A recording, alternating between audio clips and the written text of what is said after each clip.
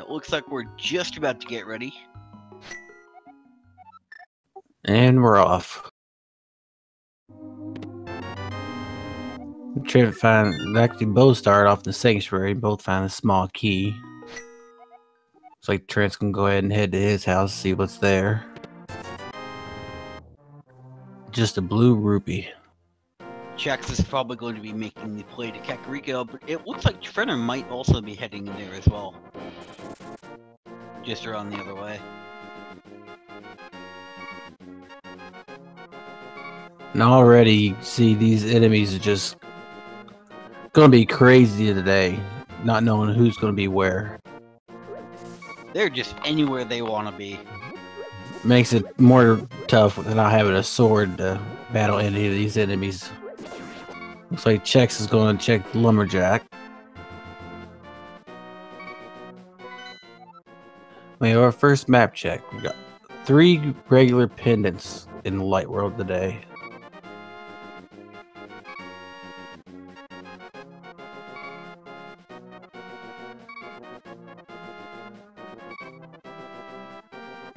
Race game is holding on to mushrooms, so that's an early start for our trade sequence.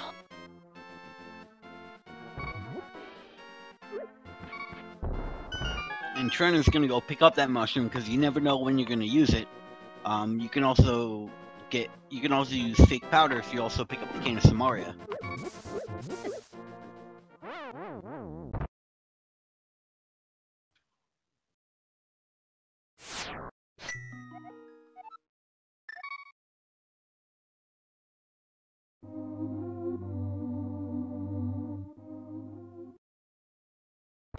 I have no idea what killed Trenter. I was looking at Chexhuman's screen. Yeah, I just happened to miss that as well. I had to see the death sequence, but not what killed him. Yep. It was somewhere in the race game though, so I'm gonna be very curious.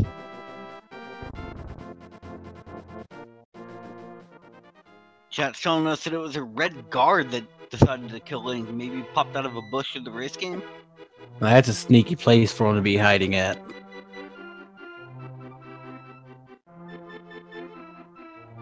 Gotta make the big brain plays if you're gonna catch Link. It's like Chex gonna head down, or actually you got the B he was trying to get from the bottle salesman and got him 100 rupees. Oh, nice.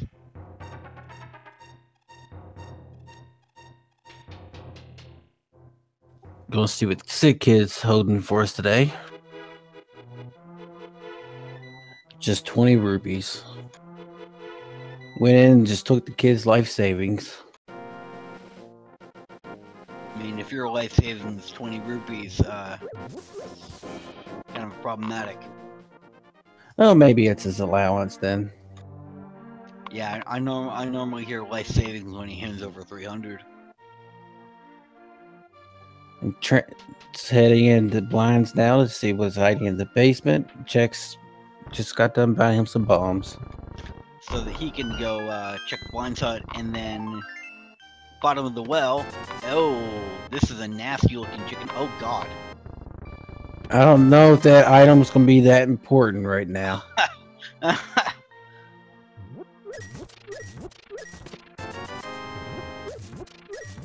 Whatever it is, we're not getting it at this point in the game.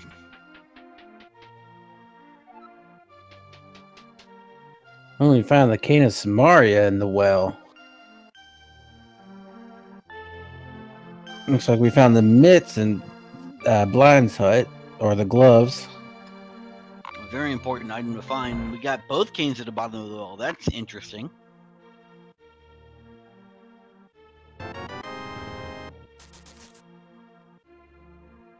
You know, with that cane of Burna, at least he can get back in Chicken's hut and see what's hiding in there.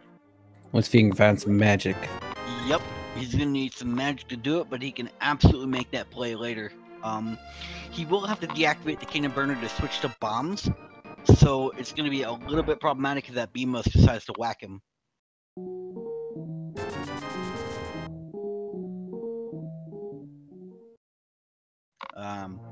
Watch that item be something important that they're just not gonna find.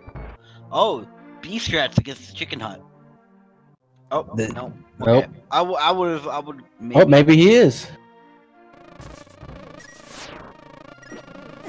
That bee came in handy. It's going to help out. There you go. That's the big play. What was that? Oh God. If Chex didn't use his bee on the bottle vendor, he might have been able to get to it. Now we're going to see. Oh, it's the magic cape. This is kind of useful. Yeah. Well, as being swordless, it might actually come handy a lot today. You might have to sneak around a few enemies.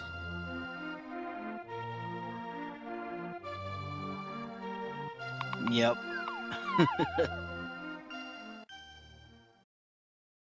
But with Kakariko done, Chexhuman is probably gonna eventually make his way to South Shore.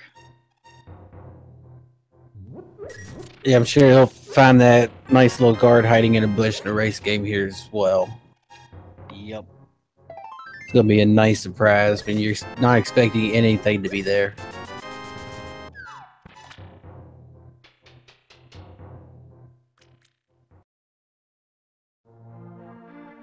You know what else is gonna be fun in an Randomizer? Mini Hold-On Cave. Yeah, there's definitely gonna be one of the fun rooms. Chase you right back into the house.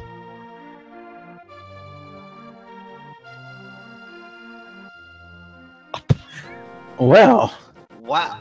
Apparently there's a business. Yeah, there's a big heavy patrol on the race game today. There you go, just go around it. Yeah, finally. Okay. We're good.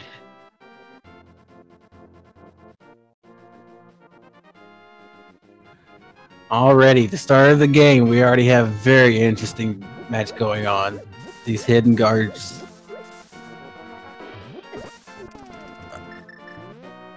Oh, Drent, you don't have any magic. Business. Oh, he managed to make it through. Good for him.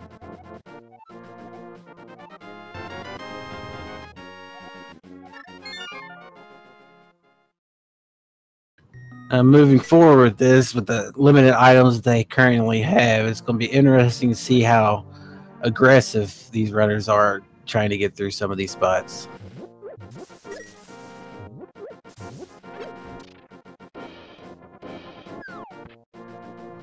The only bad thing about this is you usually know what's going to be hidden around each corner, but with Randomizer, you don't know what's going to be where, so you may try to be aggressive at one point and it may come back to bite you. Uncle having the bow is going to open the seat up a little bit for him, offense-wise. Yeah, that's definitely going to help him out.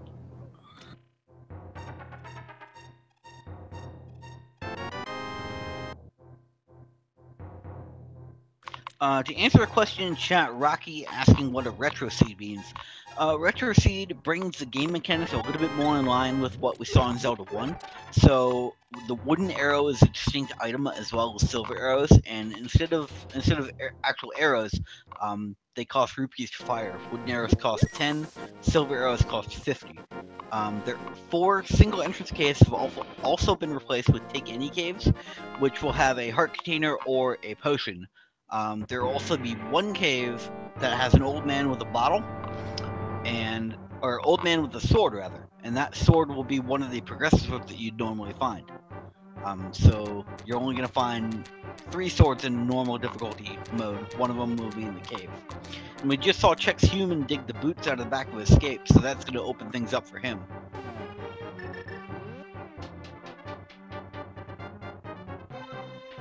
And currently, right now, Trent's trying the front of escape.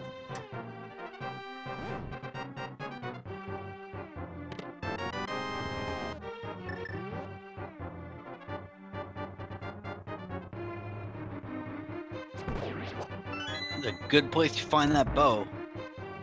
Already, that bow's coming in handy, yeah. Because you would not make it very far.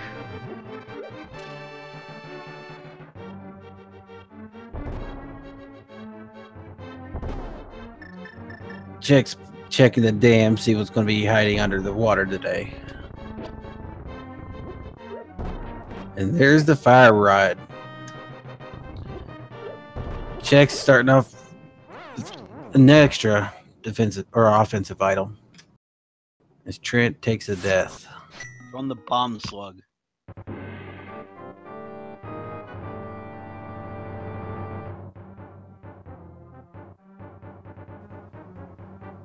You know, first look at the desert ledge, and it's only 10 arrows. So I guess we're gonna go check Gina and see if he has anything today. The boots, this is a pretty good play to make early.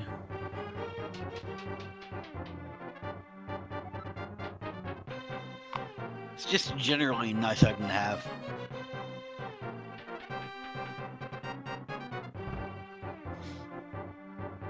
And finding the moon pearl in Nagina's cave is a rich reward.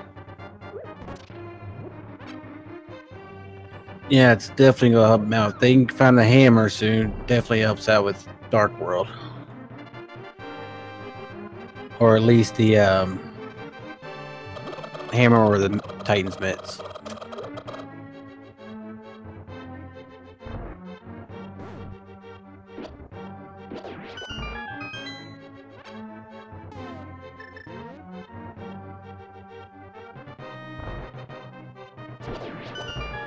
Bonkrock's just holding 5 arrows today, so not much of a fight in there.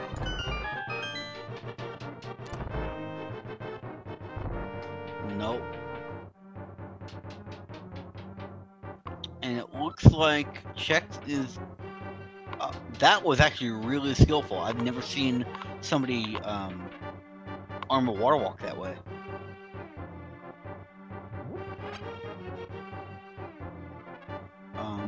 Chex making the gamble that he won't need to use fake powder later in the seed.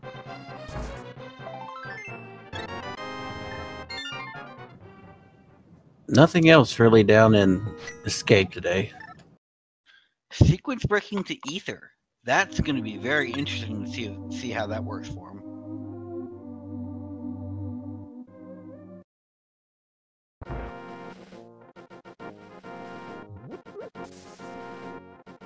And now making the safe flippers. Trent's heading. Not sure. Trent's heading to the back of Escape, so he'll be finding his shoes here soon, or his boots.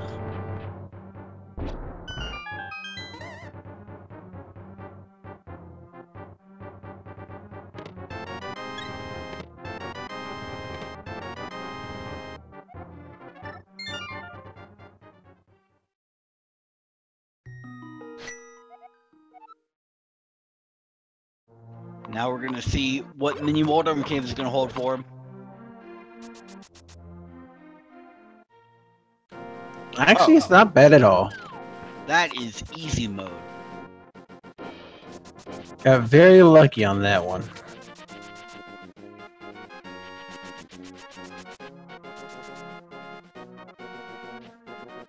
And we find the boomerang, money, more money, and a small heart piece in there. Well, easy mode for a junk cave, but it's five locations that he doesn't have to worry about anymore.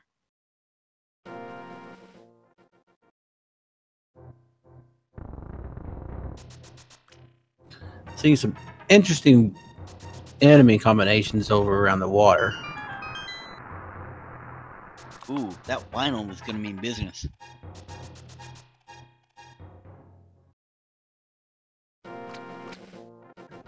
Trent's now picking up his fire rod as Chex is heading into the ice rod cavern to see if he can find anything good.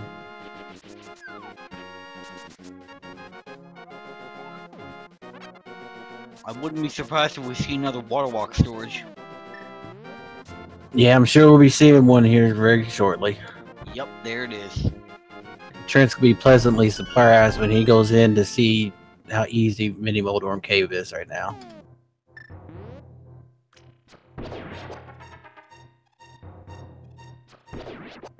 And Chex is showing off some of these small glitches that are fairly difficult to pull off. Well, I mean, the storing a water walk isn't hard, you just have to know how to do it.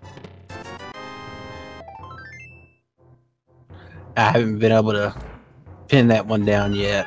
I keep on messing up at some point. Oh, all you have to do is with the boots in an underworld cave, or apparently in the overworld too, as we saw earlier, you just dash alongside a pit and that'll arm it, and then you just jump from a north-facing ledge into water, and then you'll be out walking on water. That's probably my mistake, is the north-facing ledge.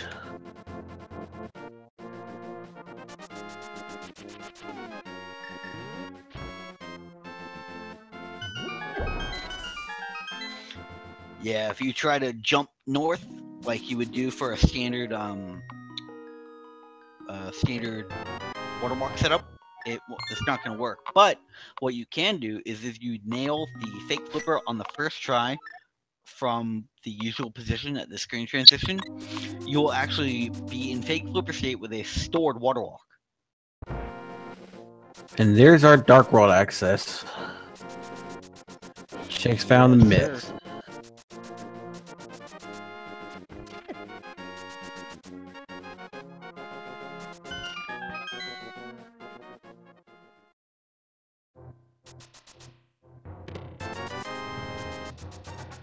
And it's pretty good having early Dark World access starting out, especially with Randomizer, because you can actually get some places a little bit easier than you could. Yeah, like you don't necessarily have to worry about pod being bow-locked if there are no mimics in the bow-lock room. That's very true.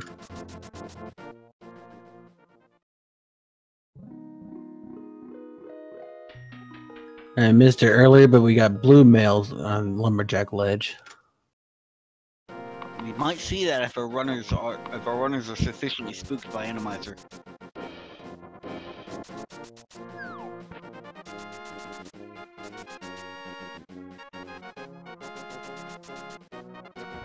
And currently, Chex is making the Eastern Palace play, and we can see it's fully clearable. Because even though Armos is not necessarily going to be in here, it could also be Armos still. Even though he has the bow, so I guess it's not much of a problem. Not used to early bow like that. That shovel could have something. And it looks like Trent's also banking that he won't have to use fake powder glitch, as he's going to turn it in his mushroom. He's going to like what he finds here.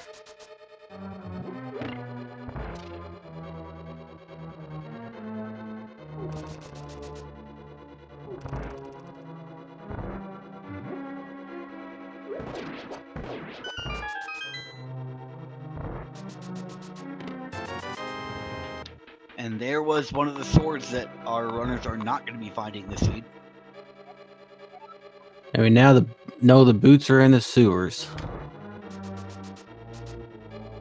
Man, that hit could just been a little bit sooner. They would have known about it sooner than that. And that's one of the new features in version 30 of the Randomizer. The telepathic hint tiles are actually going to give you hints regarding...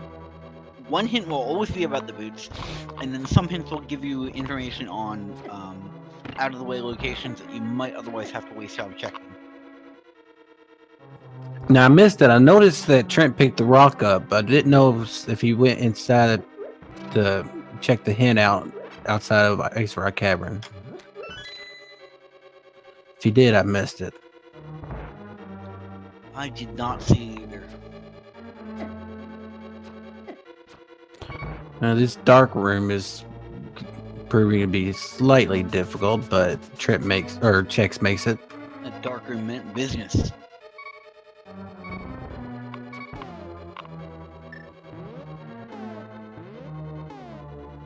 Oh, he's about to get bullied.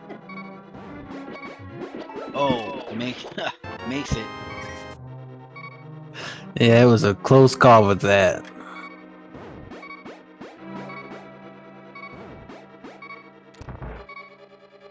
A can of Burna and that cape is definitely going to come in handy. Certainly. It's already paying off.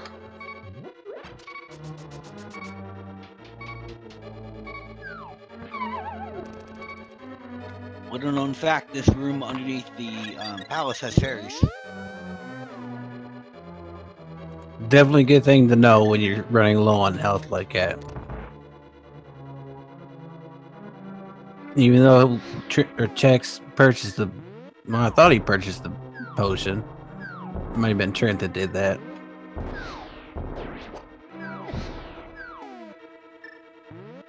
And these enemies are not making it easy for him. Oh, he found the key. Got lucky with that one enemy that died on the bomb drop. Yeah, that aerial bomber makes this room not much fun. And as Trent finds his shovel, he's making his way through the dark rooms here in just a second, or a few seconds.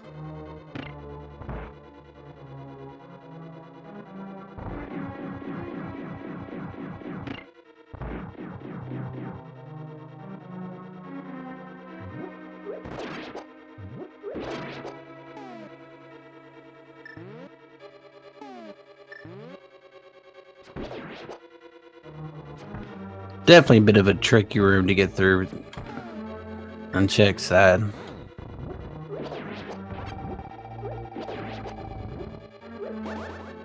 And that Canis Mario does the trick. Yep, and now it's on to whatever boss we're gonna find here. You know, they've gotten fairly lucky with the items they've gotten so far. It seems to be helping them out quite a bit. Trent decides not to finish up Eastern Palace, and he leaves. Okay. This is actually going to be a fairly easy fight. Mothra outside of this arena is really trivial. Yeah, you don't have to worry about the sliding floors or spikes to worry about. Trent checks King's tomb and finds out it's nothing but a handful of bombs.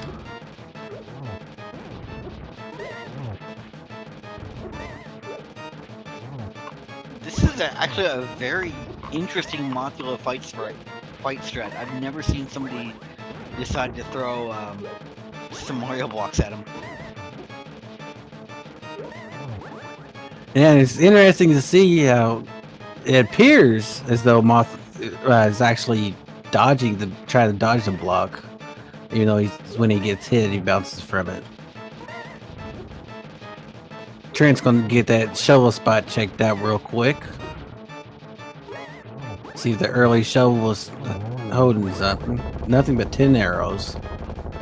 Nope. And Chex takes down Mothula and finds the ice rod. I've never seen that before.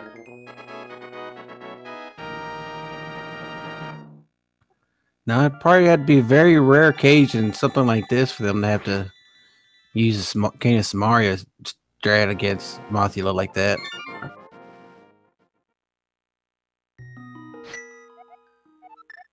And it looks like Trent's gonna make his way over the desert.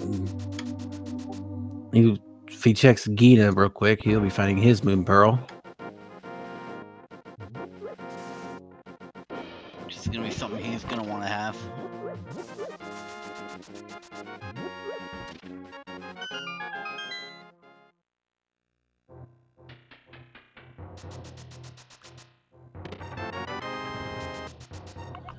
King's tomb not having anything useful.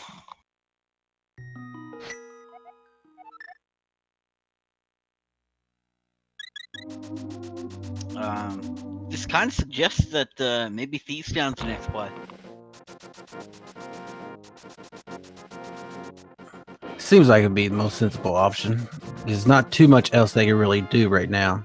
I mean, they could go ahead with Dark Room up to Death Mountain, but there's not too much they can really do. Yeah, and that would be out of sequence too without either the lamp or flute.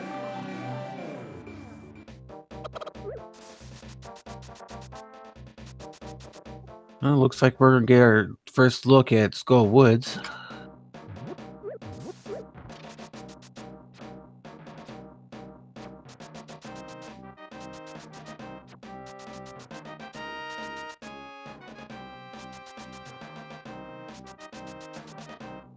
And our map check shows the 5 and 6 crystal are at Thieves Town and Skull Woods. Our 2 regular pendants are at Turtle Rock and Pod, with the green pendant being on Swamp. And Ice Palace and Myers are the 2 crystals. Which officially pulls Hammer off of the ped because you need, well, actually, no. In Randomizer, maybe not, because Helmut Sword might not be in Palace of Darkness. So I could be wrong. No, wait, no. I'm right, because you need the hammer to hammer down the block when you go down the stairs in the basement.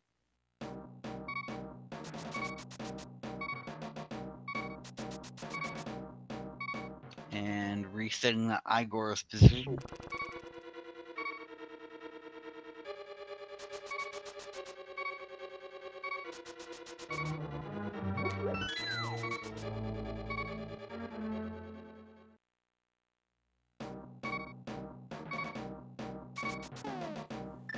And with the fire rod in hand, the Chex is heading straight back for the boss.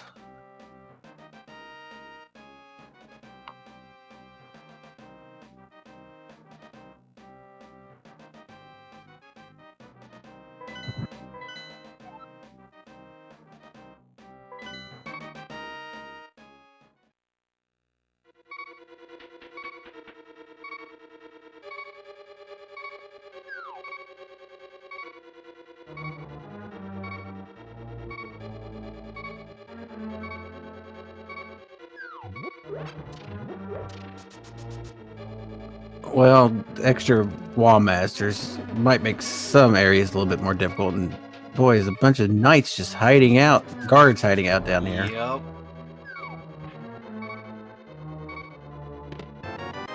This seed is not playing around with these enemies today.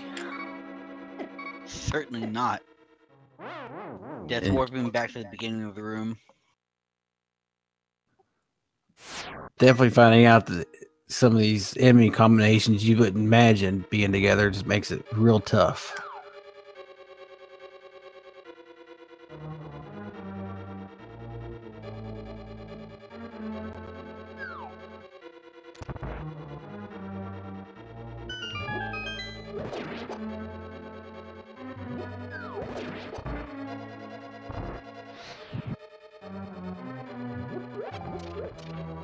Benefit to Randomizer too, it's making a couple of these rooms a bit easier. This Chex just found out trying to get through that room is easier like the torches. Yep. And we just saw one of the other features in Randomizer, or in Swordless mode rather. There are a couple places where the sword is generally required to proceed. Here in Skull Woods and in Hyrule Castle Tower to cut the vines and curtains respectively. In Swordless mode, those are just already cut for you. And it looks like Mathia is still hiding out in the same spots. And we're once again seeing the Cane of Samaria strats going. Mathia's identical twin.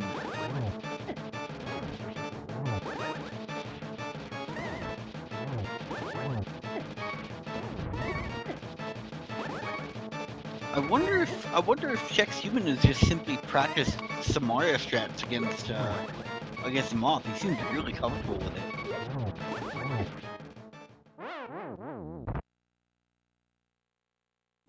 The sliding floor of those spikes makes it a little bit more difficult with Samaria strats. Yep. And he decides to skip out on that. I guess he'll come back to it later when he's a little bit more equipped. And these enemies are just really making it difficult for Trent today.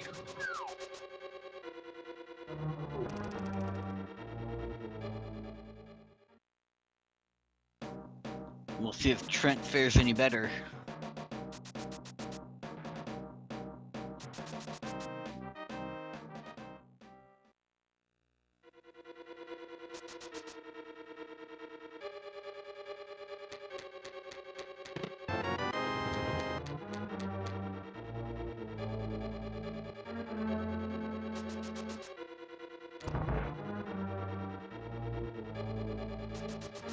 Like Chex gonna make a few more checks before he heads out and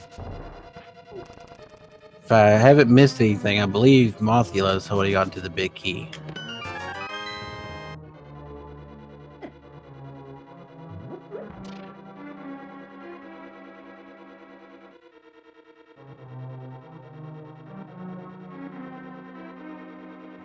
And sadly, Trent takes another death. Unfortunate. And it was in the overworld too, so he's gonna have to walk all the way back. And Chex is making his way down to Thieves Town. Wow. Or the Village of Outcasts. By that roller. Those boosts kicked in just in time. And there's our silvers in the sea house. That'll make it just a little bit easier with that early bow.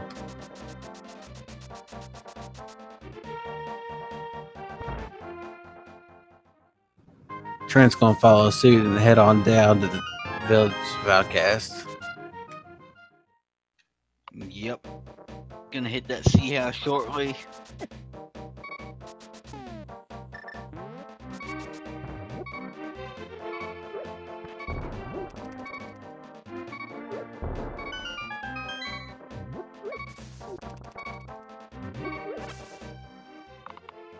And Check's risking it, getting that last little bomb. Yep. Only getting $50 for his trouble. Head down to Shovel Game, I guess, and then loop back up to Thieves Town, maybe.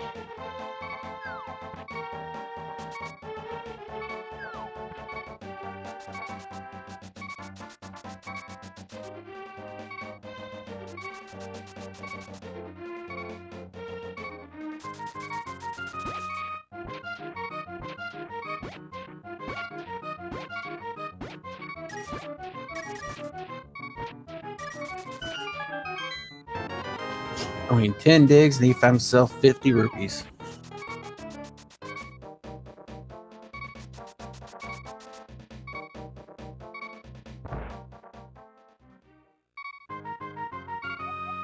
For those of you just joining us, we are playing an Randomizer seed today. What that means is that enemies can be wherever they want to be in this game. And we're also playing Chaos Boss Shuffle, which means bosses can be wherever, and you can face multiple copies of your bosses too.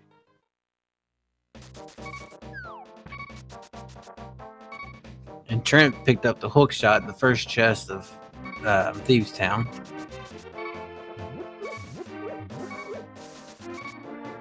It'll be something that Chex will have to come back for later, as he gets his third bottle, second one of the red goo, so at least he has something to help out with his health.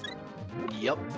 And that hook shot is actually going to end up probably being more vital than we think, because it's going to let him stun some enemies that would otherwise be very problematic.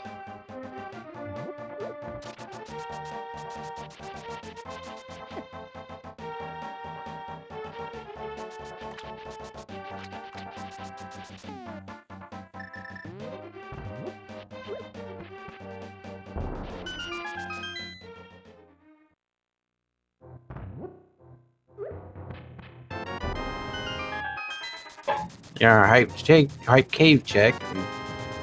So far, it's just money, and a small heart piece, and oh, we got the flute. Here's the flute's good, and we would have found another sword, but this is swordless, so we're not.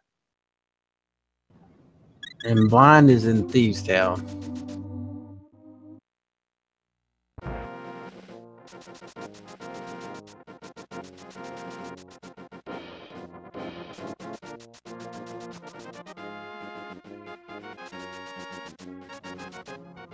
I'm saying Trent need to be careful. I forgot he already picked up that bottle of red goo as well.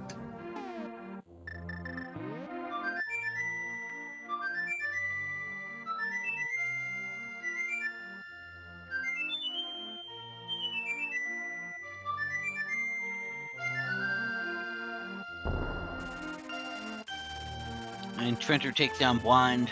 Relatively quick fight. Not much of a problem.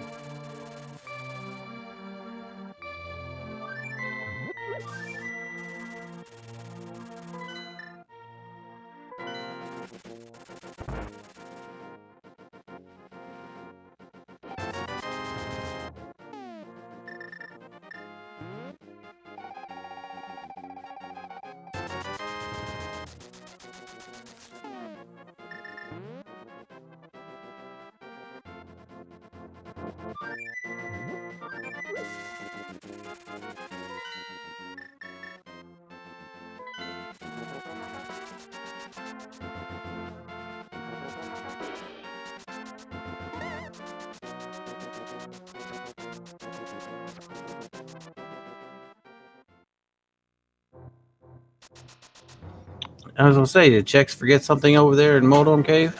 I was gonna ask too, but he's I actually don't.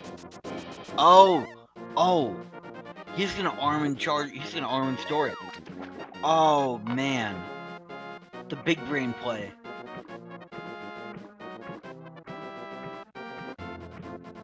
And he's gonna head on into Ice Palace? No, okay. That's what he was doing. Spike above the hint was making it more, a little difficult to read, and actually I didn't get to read it that quick.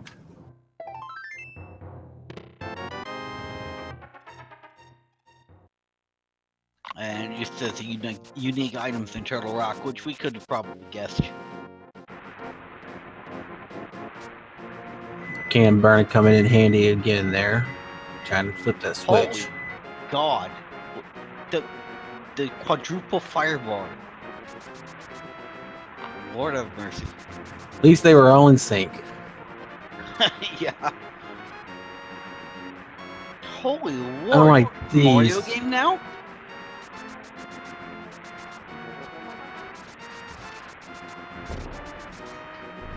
And Trent finds his last item up top. He decides to take a death warp back down.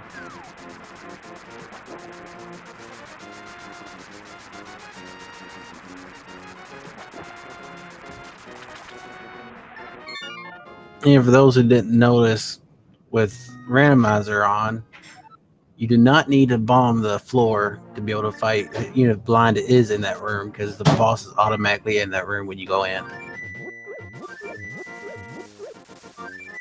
And Chex accidentally throws Bush under the dock, so it couldn't catch a ride.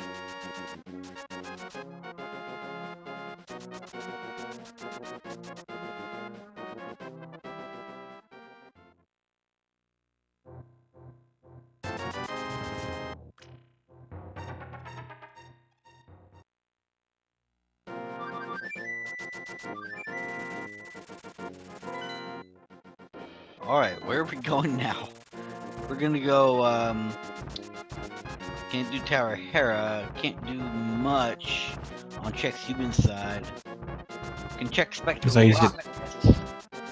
yeah, I'm probably gonna check the hint out in there.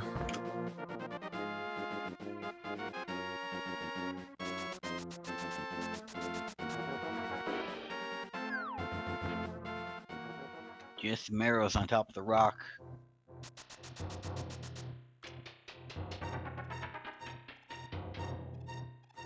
Now this item is not a key. Oh, Trent, down before you get check that last item. Ooh. Armor in the purple chest. Looks like Trent's gonna come back later, probably with some more backup magic. Finish up Thieves Town. Yep.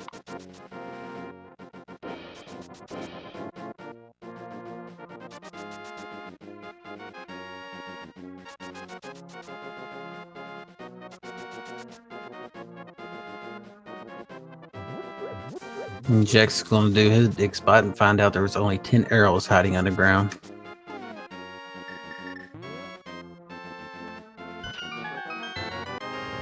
And he's found that as Trent's doing the dig game, he'll find out there's only 50 rupees. It's still pretty good, as he still need to save up to for Zora. Yep. And we're gonna get our first look at the Mire requirement as well as the Mire shed.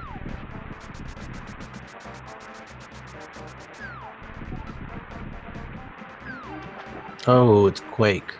The wavy coin. We're gonna need to find that. Maybe they'll be lucky and Turtle Rock is actually Ether.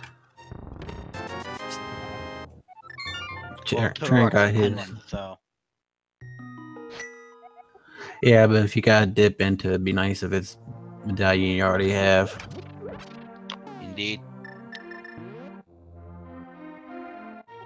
Trent, after picking up his bottle of red goo from Stumpy, looks like he's gonna head on into Hype Cave himself. Found out there's not really much except for the flute hiding in there, and that's still a big find.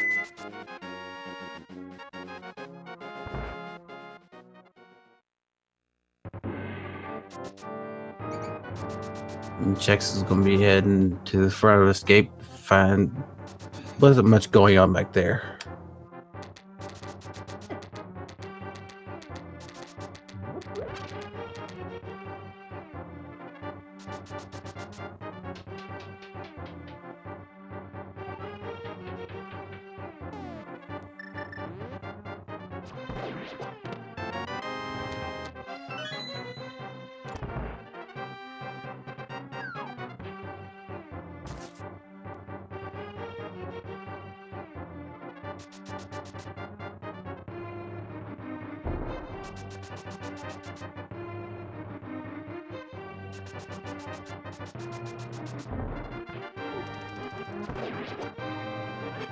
Yeah, Chex closing the loop back through escape. Not gonna find too terribly much here. But there might be something lurking in Zelda cell. We haven't seen that one yet.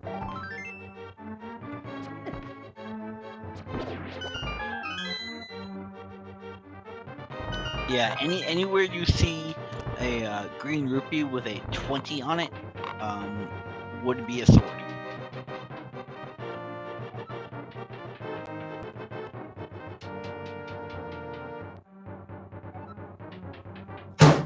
Trent's going back. Trent's going to get his magic fills now.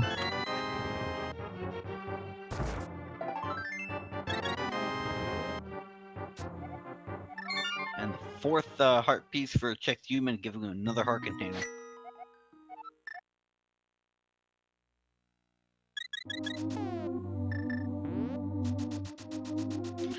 Trendred's going to have a little bit of a time advantage here up on Death Mountain for already having the hookshot out of Thieves Town is going to make East Death Mountain accessible for him. Yeah, so you'll be able to go ahead and get a bit more things done up here. Check's going to be probably making the dip in Thieves Town now, and he'll be finding a hookshot here shortly.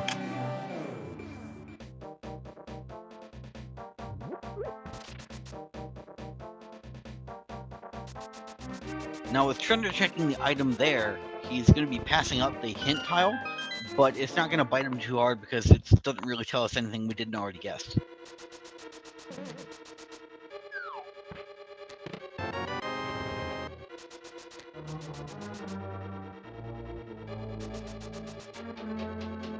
And we're going to get our checks into Paradox Cave. Good thing as well is they both have the myth equipped, so if they check the east side of Death Mountain, then go ahead and check Dark Death Mountain as well. Yep, efficiency is the name of the game.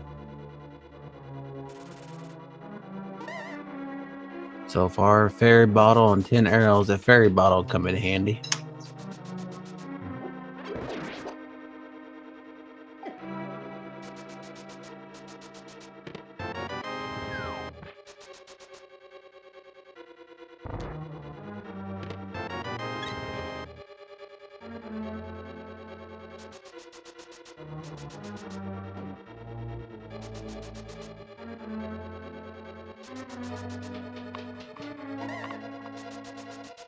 Let's see what we get out of Upper Paradox.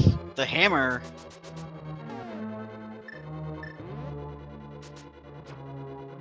And nothing else. But the hammer is a really good prize that's going to open up even more Death Mountain and make the trip to Hera a little bit possible.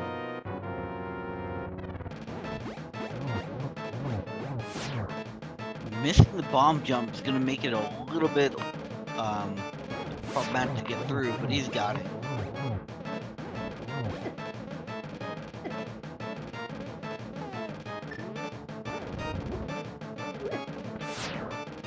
Just going to head back and do it again.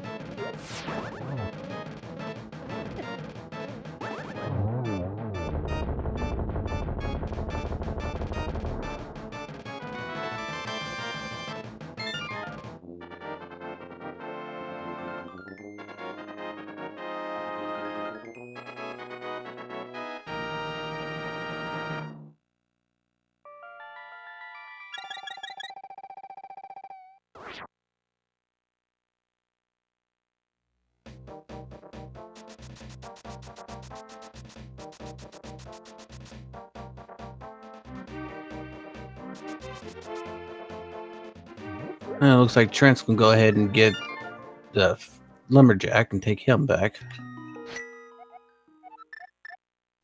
You mean Chex? Or Chex. I've been doing that the whole entire run. I've been looking at that check screen and I keep only wanting to say Trent.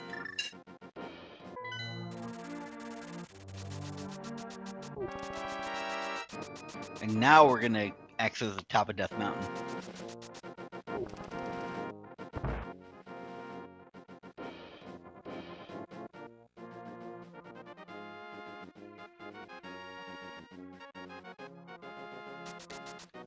Ooh, that magical shadow enemy.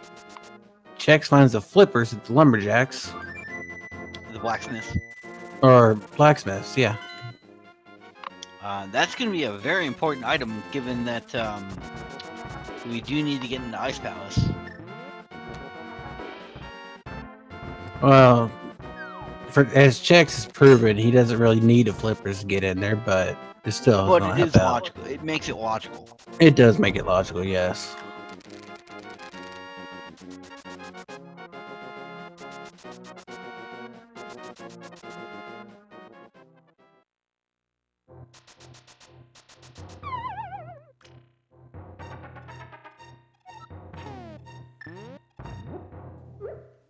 And Chex is now doing his look into Paradox Cave. Booped right down the hole.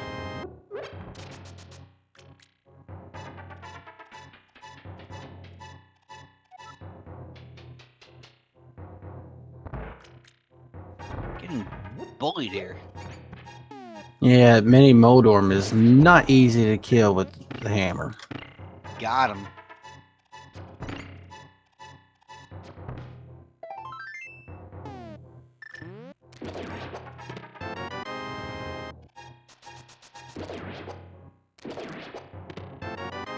Gonna get our look at the hint tile here, as well as the big chest.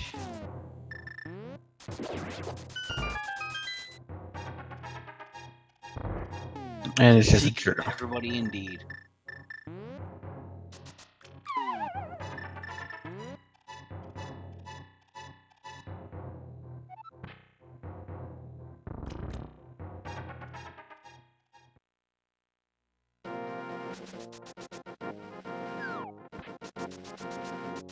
Let's see if we have Moldorm up here, if it's going to be another boss.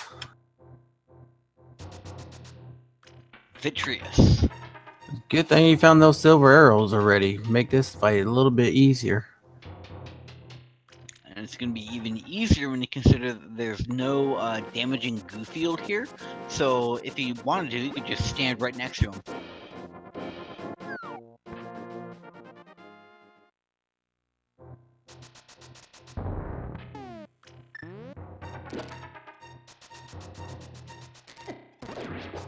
Trivial boss fight. And now he can go down into the basement.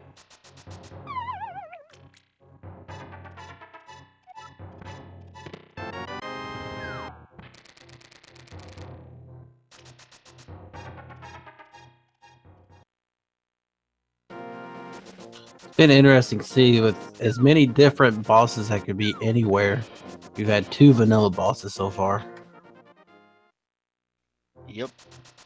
And that mimic did not want to let him through.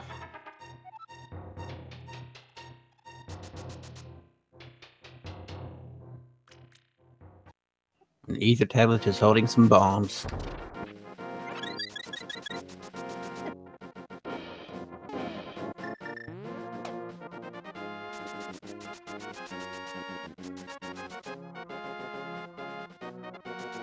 And as they wave past each other, Chex is heading into Tower of Hera as Trent's going back to the east side of Death Mountain.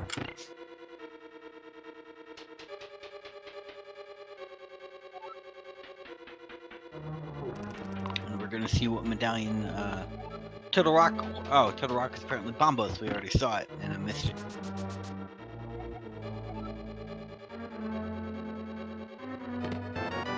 Can you read on my mountain right there? Yeah, sadly the two medallion spots was not the early medallion they found.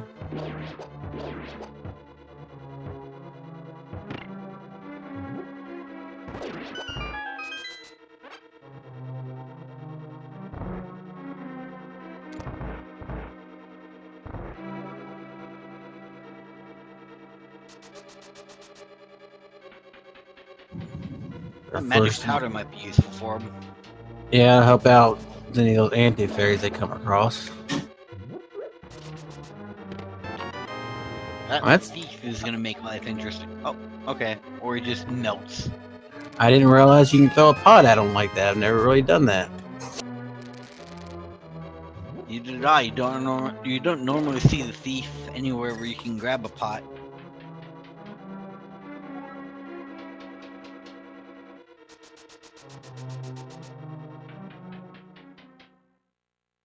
Check's gonna have no problem with Vitreous here. And we see him sniping from the gallery. This is an interesting move. Check seems to be all about the really swaggy strats. I love it.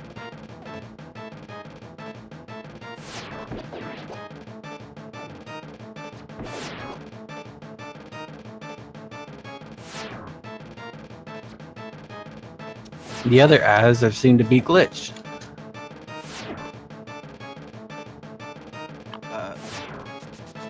Vitreous? Okay. Well, we didn't have that problem the first time through. Just not gonna pop up. Okay. Reset, go again. There's the eyes. There we go. And we're being told by the C-Cube that you can only kill thieves in Randomizer. Normally you can't. Which makes sense. Okay, yeah, it does make sense.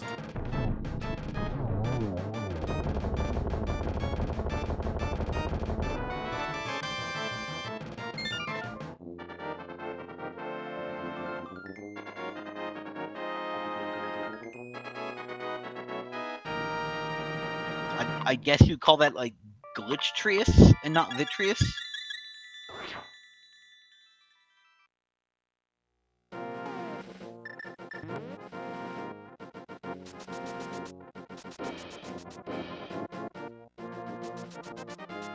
Boy, the guards are everywhere in this room on Trent's side.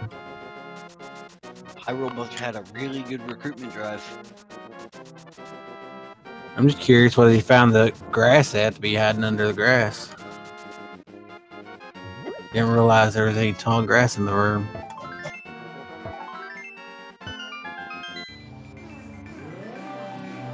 Aghanim must have gotten really feng shui.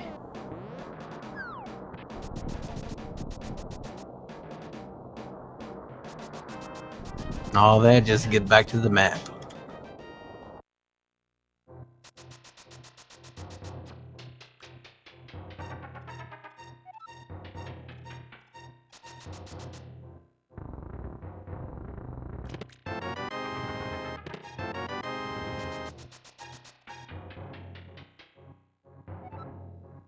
Oh, there's our Quake medallion.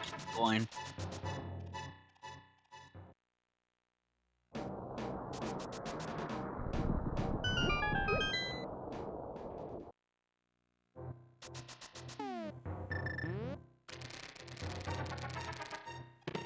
That makes that route a lot easier, not being in BMOS. Yep, right now Meyer is fully completable.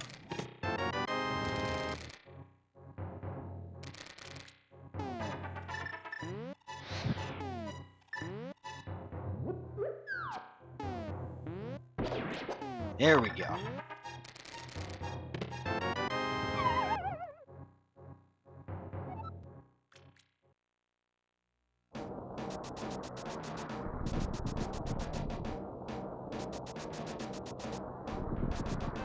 B-Mouse has turned into a little bitty mouse.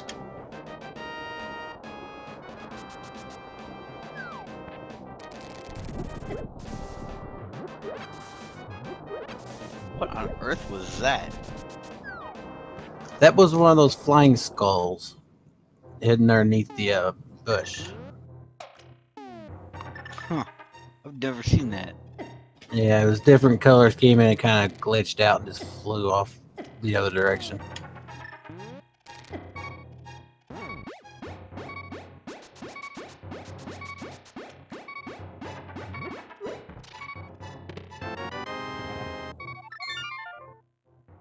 Took advantage of that half magic just to find some bombs in Spike Cave. Oh, it wasn't a skull?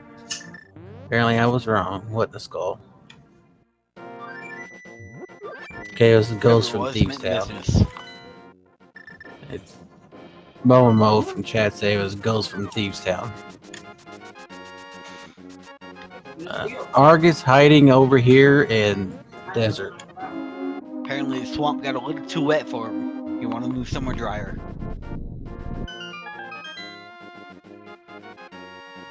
And he's looking a little green. I think it's about time for him to head back to swamp. Yeah, I don't think the climate agrees with him here.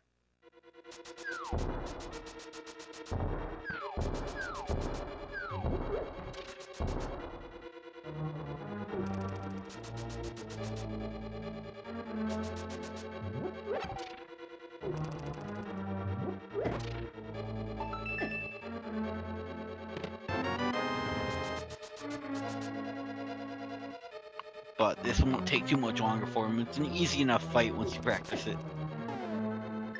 Yeah, it's just tedious going back and forth. The menu changes. Grabbing the two of those at once kind of helps out. Yep. Swordless really makes Argus Menu Simulator. And there's the water just splashing around. Where it came from, apparently the desert's not all that dry. Apparently not.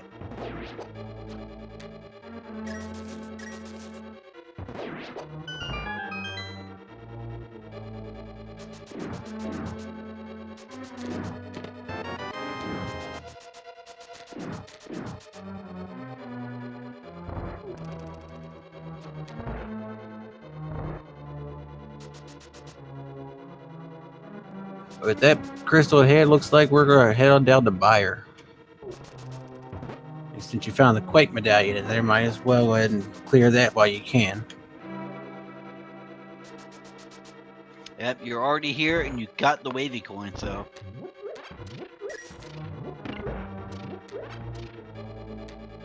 Oh, just realized Trent didn't even know that it was Quake, so kind of lucked out. He waited till after. Yeah, a little bit. It saves just a little bit of time.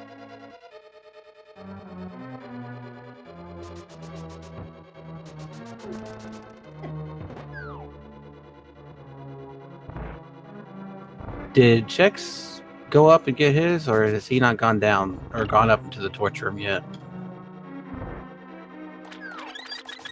I didn't see if he did go into the torch room. Oh, it's popped up. Tracker got it.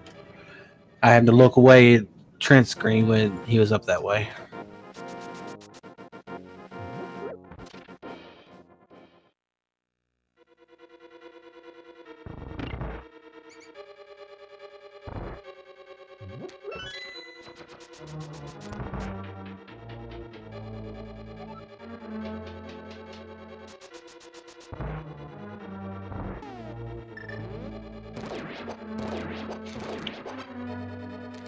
Now, the question we always like to ask, just among ourselves, is who's ahead at any given time?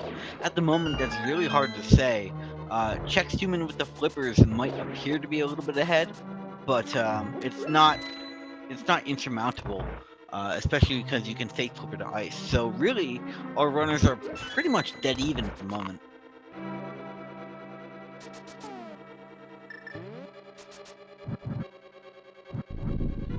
Yeah, Chex has cleared Eastern when Trent hasn't, though. But still, it's quick dungeon to clear, combine it with Pod. Oh, actually, no. Chex is not quick. He's gonna need to go back. He's gonna need to go back for that at some point. Oh. Yeah, because that's right. Pod is a pendant dungeon, so Chex won't be heading back that way anyway. That's gonna be... That could be problematic. I might have to revise it. I might have to say that Trenter is a little bit ahead, even though he doesn't have the ice rod.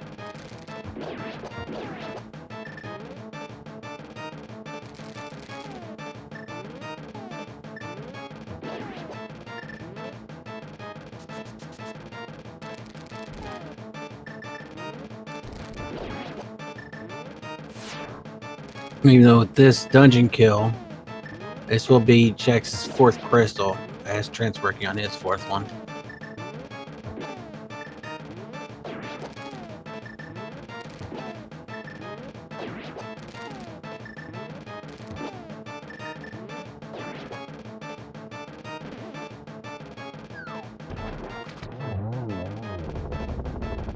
Easy kill, easy life.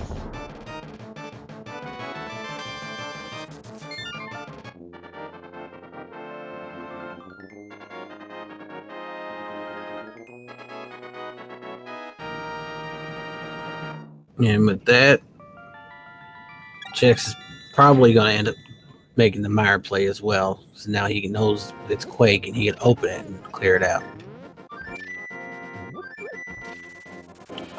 Chex doesn't have Quake. He can't open it. Okay, so he didn't go into that room. So he didn't does not know that Quake is on. So that he doesn't know Quake is on top of it. That will come back to bite him.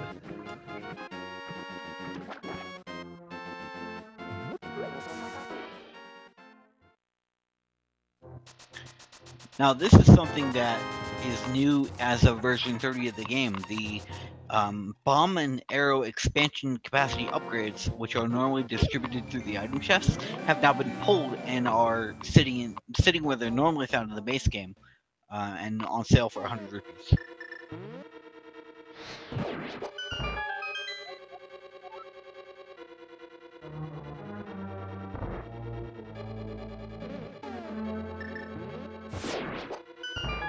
And it looks like Trent's not too worried about checking too many of the hints today. So he just skipped the other one right there, Mire. Yep. But really, he's got most of the items. Still a couple of them he needs.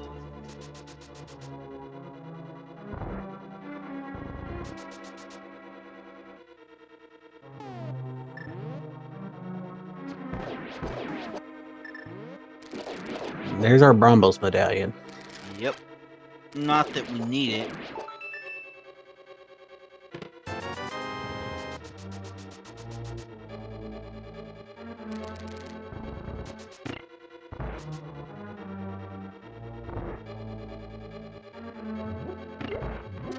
Yeah, looking over the items left needed. Don't really need anything if Turtle Rock is holding anything.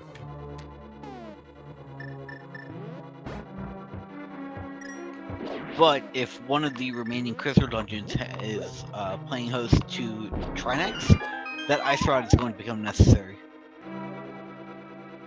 Yeah, so he'll need to be making his way back to Eastern to get that ice rod. Which is why I say that, which is why I specify Schrodinger's go mode, because it's possible we don't need the ice rod, but it's also possible we do. And there's no way to know until we walk into a boss room and come face to face with that 3-headed rock monster. Yes, for all we know, Trimex could be guarding the big key and Ganon's tower as well.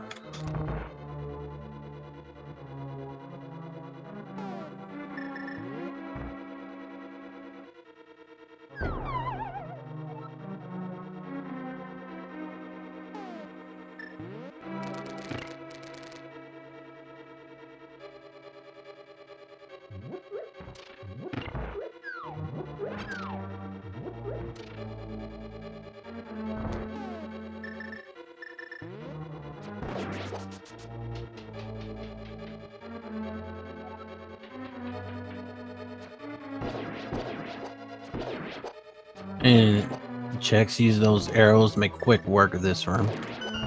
Easy room.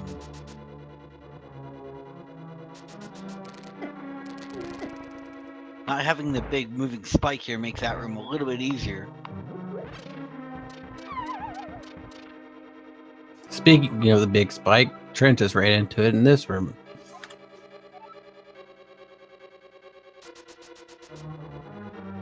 You know, a nice cup of tea might help. What on earth are these sprites? I've never seen that. No, not with the flame on them like that, no.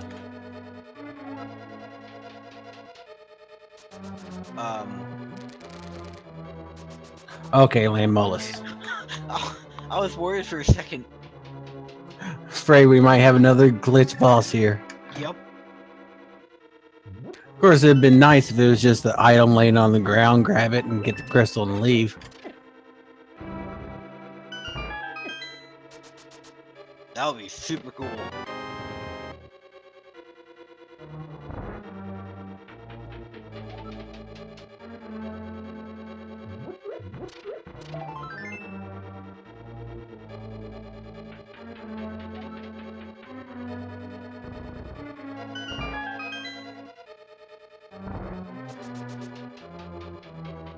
Trying to jumping back to White World. Might go pull the Eastern Loop now. If he can get that ice rod, in case he needs it, be nice to have. And he'll be up in go mode, yeah.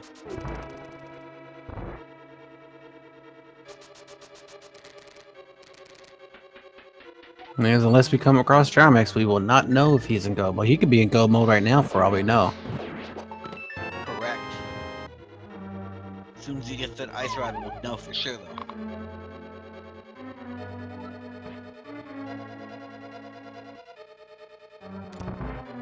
Even though logic dictates the flippers would be needed for go mode for Ice Palace. Yeah, but We know they don't need it.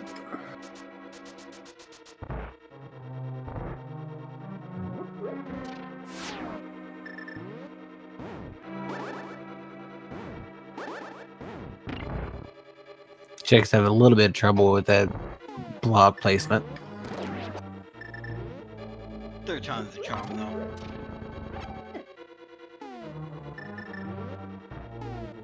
Bomberman coming in causing him a little bit of trouble.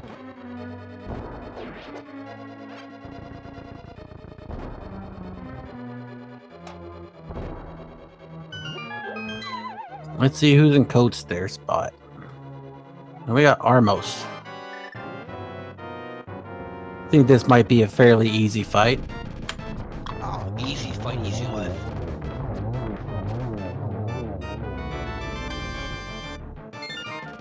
There's his fifth crystal.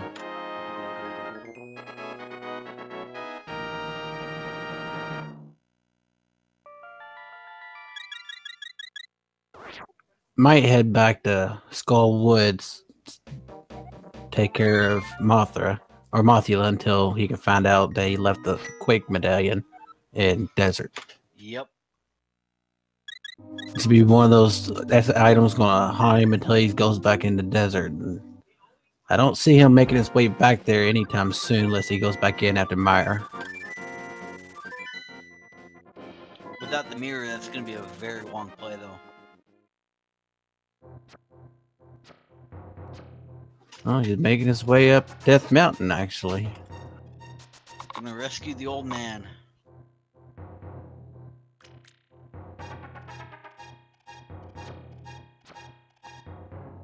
Sadly, the old man's gonna tell him, "Sorry, Link, but your medallion's in another dungeon."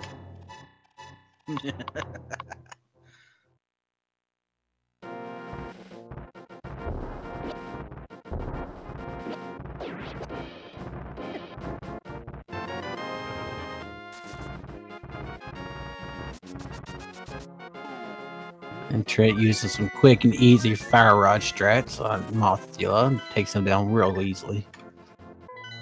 Yeah, not having those spikes makes this a very easy fight. And with that, even if he comes across Trimax, we know that he is in go mode at this point. No logic go mode, anyway. No logic go mode, correct.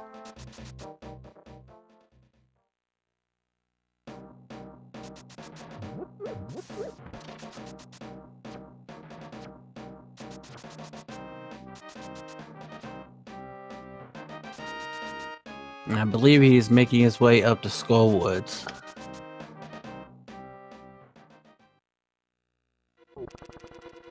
Yeah, they're both gonna close this particular loop. And after this, I would have to say that since Trenter's already here, he's probably going to do the blacksmith after Skull Woods, which is going to close his logic loop for Ice Palace.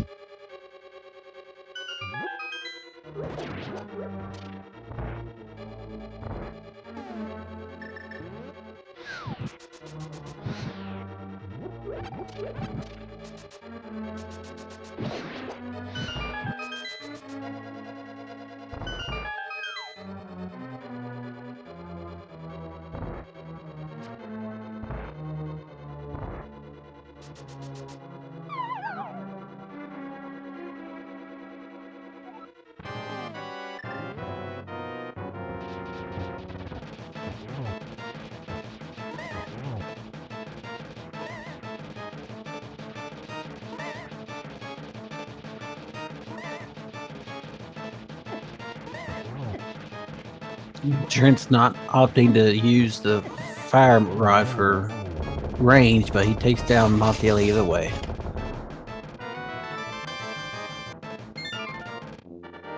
And with the big key, I'm sure he's going to head straight and check to see what's at the big chest.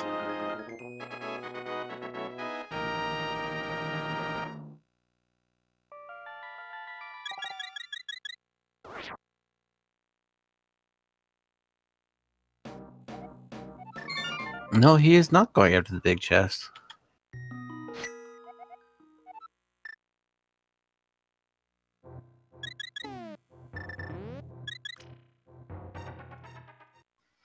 Now, what's Chexhuman's play?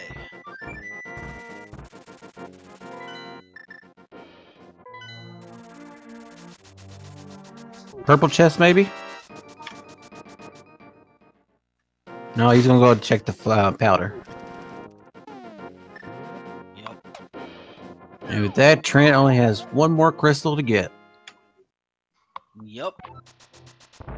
All he has to do is head over to Ice Palace and make that very, very easy run. It's easy enough to take down Coaster and Go Mode, but take down Armos to make it even easier.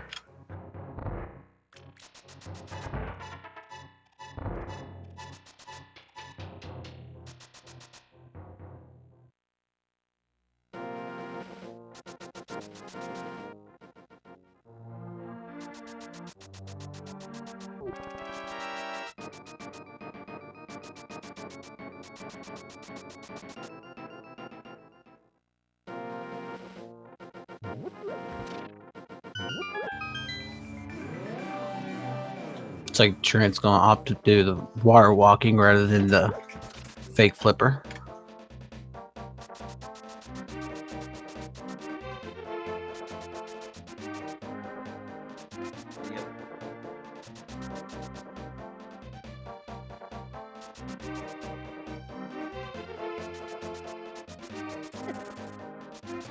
He's going to complicate for it.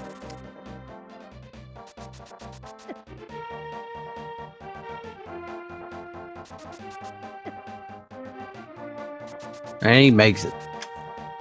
Gonna head right on over to Ice Palace.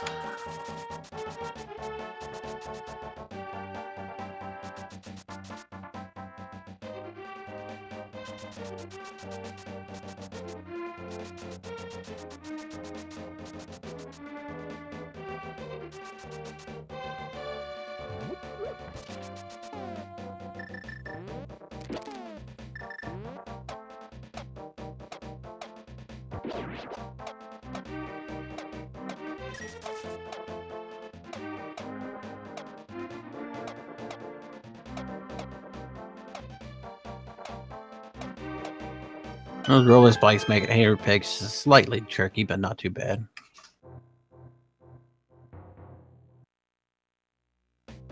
He finds the 300 rupees. He's gonna head on to his next stop.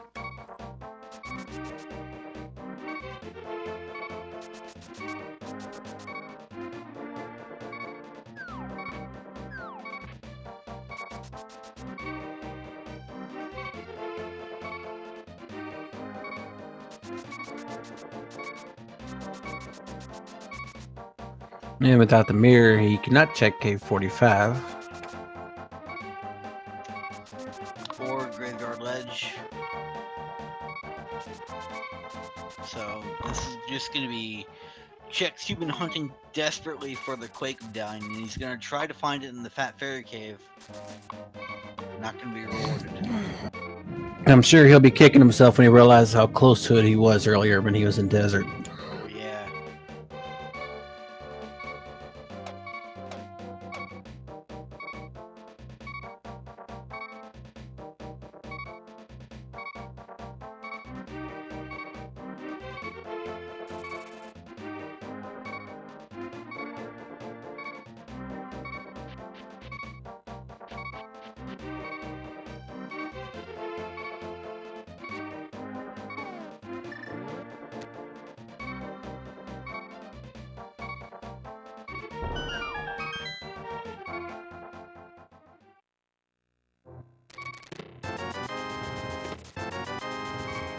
Sadly for Chex, of course, there was nothing but money up there.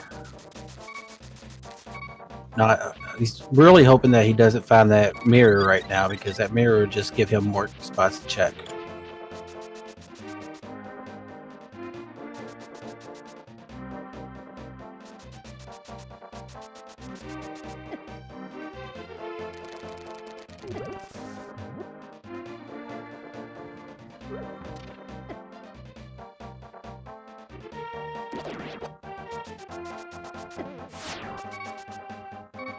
With this, we'll be able to at least see what Catfish has.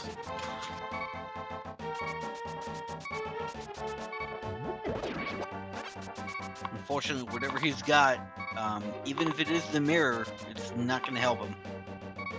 Nope, not at all.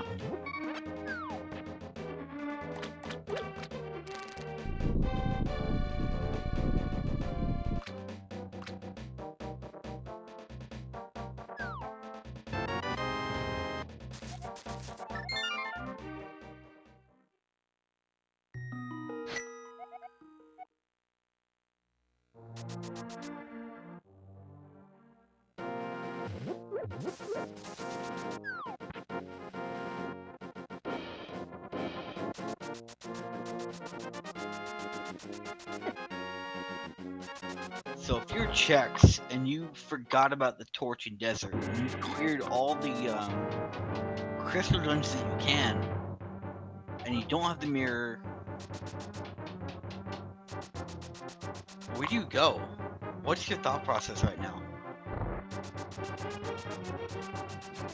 Be wondering if it could be in one of the pendant dungeons, but not wanting to dip into the pendant dungeons, which kind of seems like what he's at now. Thinks it could be there, but don't want to go there, and is trying everywhere else he can go.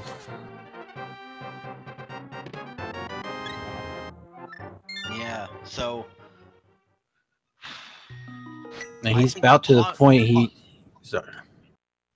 He's about to the point, yeah, where he's gonna have to go dive into one. I think Pod's gonna be his play. Yeah, because he can't do Swamp yet, of course, because he don't have the mirror, so Pod's the best chance of the chest there. And it's not as evil as diving into the rock.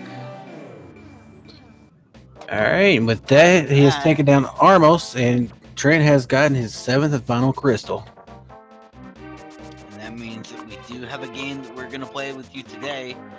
There are 22 locations in the Ganon's Tower, one of which has a big key. So you may want to get your numbers in there.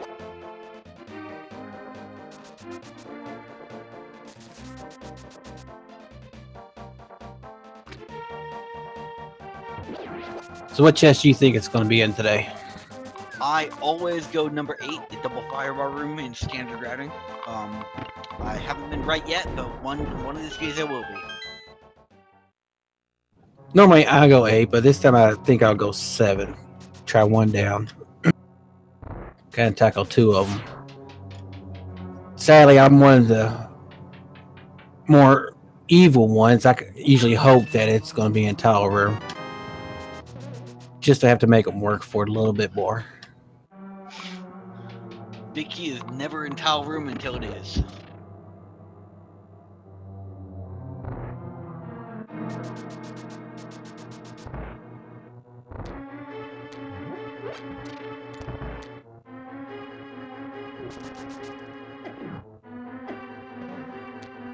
And you're correct. Chex is now doing the pod check.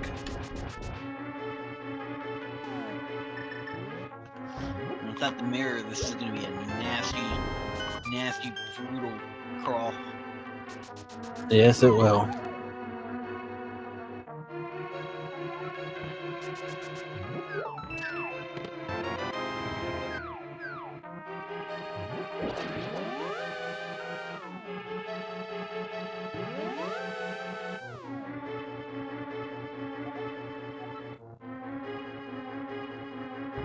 He's hoping one of these heads will give him the idea of where that Quake medallion could be.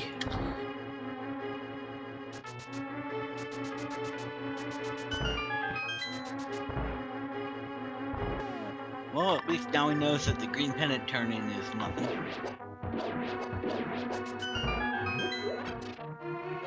It's not really going to help him because he can't get there, but... Oh, if he gets the mirror here, that's going to pull him to the Swamp Palace.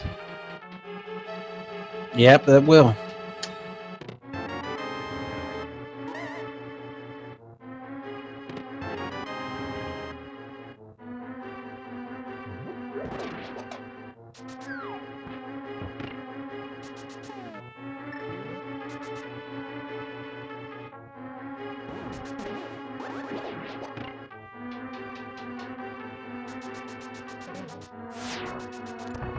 And that Trent is now in Ganon's tower.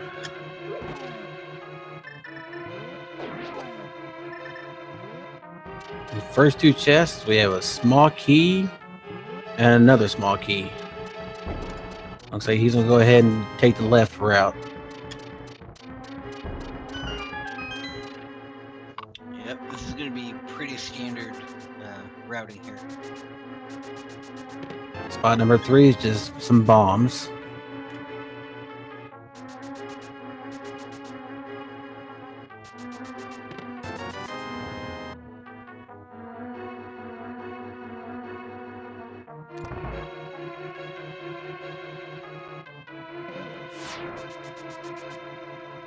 And 4 is more bombs. 5 we have red rupee. Oh, that was not a good hit. 6 is a small heart piece, and 7 is more money.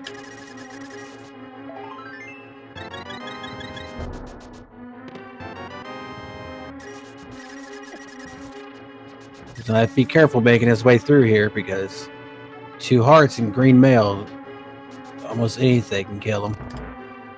Yep. Especially with 2 spikes in here. Oh, this makes this room even worse. Oh, God. And 8 was just the map. I've never seen an enemy pattern that bad in that room. I don't think it's really worth it for that map. No.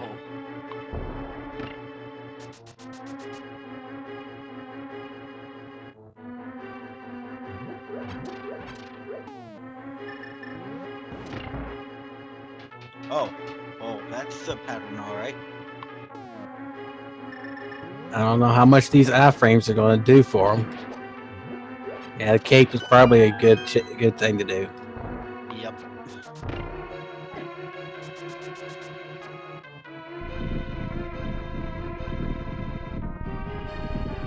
Trap that Moldorm right there.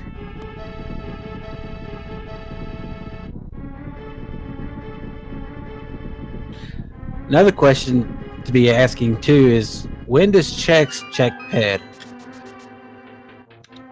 He can't check ped unless he gets the mirror.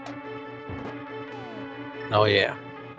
I mean, he can check ped and just read it for the book. Yeah, so I mean, yeah, just check it. Yeah. Maybe coming up soon here. Chest 9 through 12 has nothing on them. You know, he did find a small shield. It's a little too late to even worry about a shield. Yep.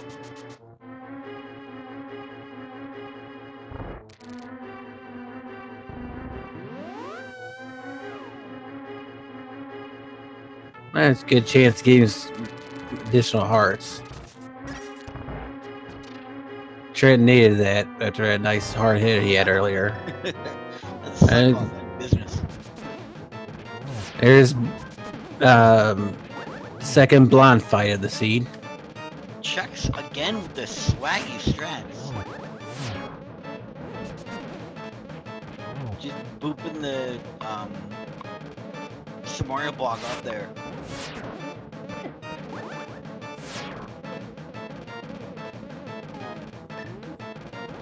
Alright, 9 or 13, if I haven't lost count, is not it. And we have a third blind fight of the seed. Blind's just all over today. Yeah, he's having fun. Looks like Paulson might have been right in chat when he said that finding 2 keys on the first room of the right means go full right, and that might not be a bad play here. That's what I've seen most do. They found 2 keys, they usually go right.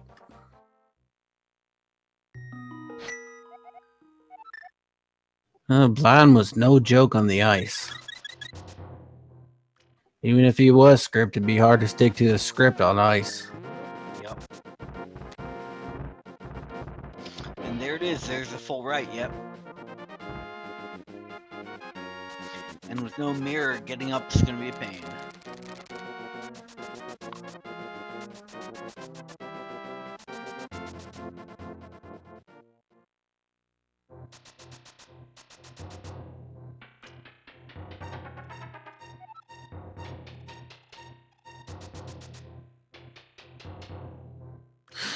So far, 1 through 15. If you guessed any of those, they have been a bust at this point.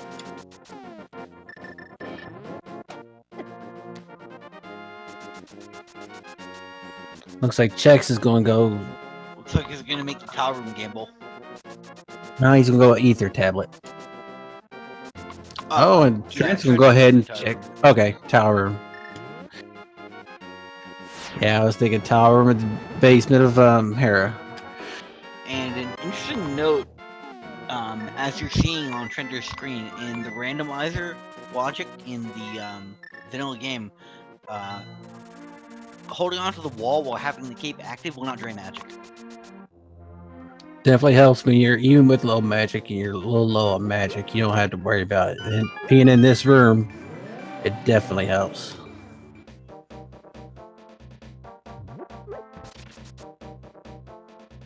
And there it is. Tower room is good play. Candace. There's your tower room. And yeah, and he made an early one too. It's just 16. It's never in tower room until it is.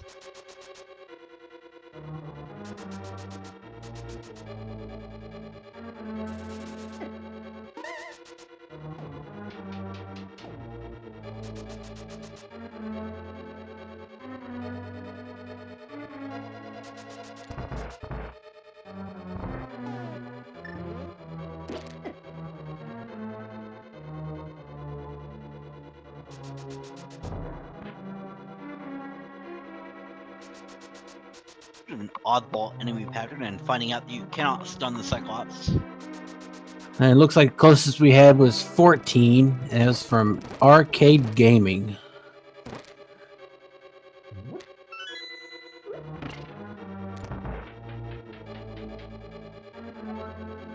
Chex is missing the Quake medallion, which was in Desert Palace, but he happened to go right past it and didn't check the tile or the torch room. And that's where Quake was at. So now he's on the hunt all over for it.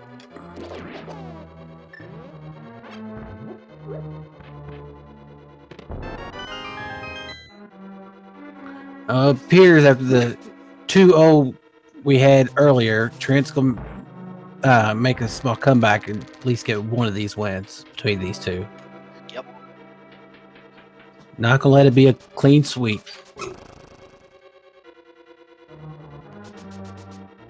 Making the very smart decision to go grab some fairies. Oh yes, definitely gonna need them. Especially because, as chat pointed out, Trender's been face tanking an awful lot of enemies.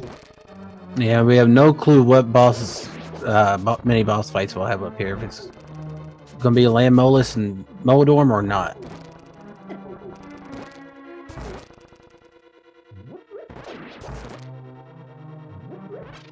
Well, we get to see what was in this chest back here in Thieves Town. It was just a small key, so you have to go check the big chest.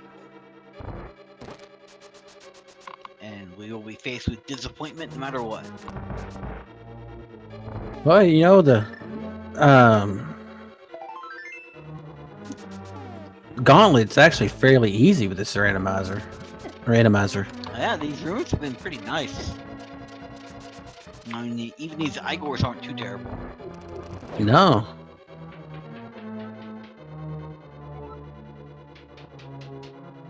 That's one benefit to being an randomizer is, yeah, this tower's not difficult at all to climb. Especially not with these puppos. Certainly beats the BMOS that are normally here. Now, I am unclear. Maybe you can answer this for me, but with this being randomizer, with the bosses like they are, would Aga still be the same? Yes, Aga 1, Aga 2, and Ganon are still all the same. Okay. Oh, we got Vitreous over here, said Mollis. His eyes are looking a bit dry being out in the desert. He needs some Visine. Wow.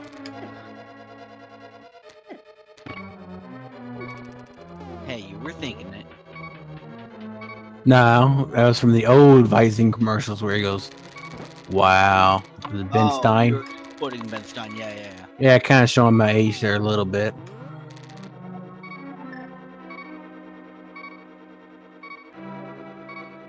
Oh, this is not as easy.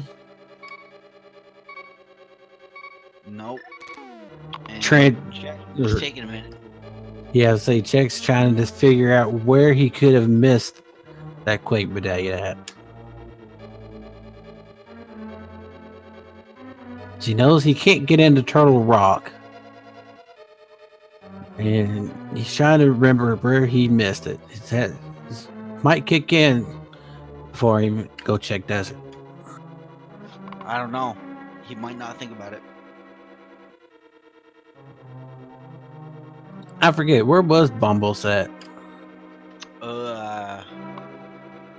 It's a very good question.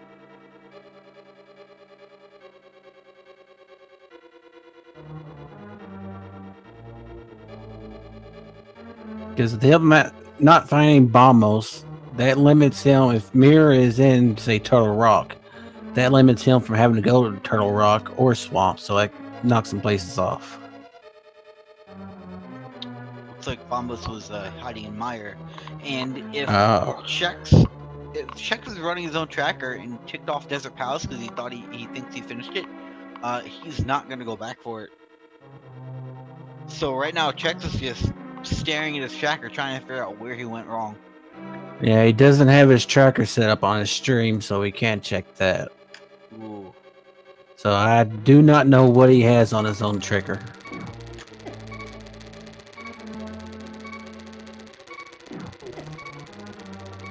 Yeah, that spike was in a bad spot for that hand. Wouldn't have helped him anyway. Yep. But still. Quake was on the torch in Desert Palace. So luckily he can't get into Mire to even get Bombos to the old Turtle Rock to possibly find the mirror. You know, we haven't found out where the mirror is at, so yep. And that does limit his places. And he can't get into the Swamp Palace without the mirror, which we don't know where that is, so he's not going to be pulled off course. He just doesn't know where his course is. Oh, there's Helmet Head. He's hiding up here in Modem spot. Oh, that's tough too. Very bad arena for Helmasaur King. Yeah, because it's so easy to get knocked off with that knockback. Yep. This would be a very, very good time for Trencher to quickly learn how to hover.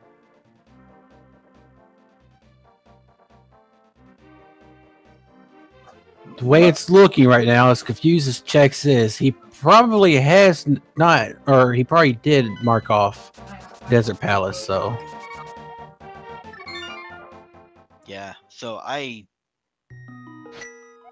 feel bad for Chex right now.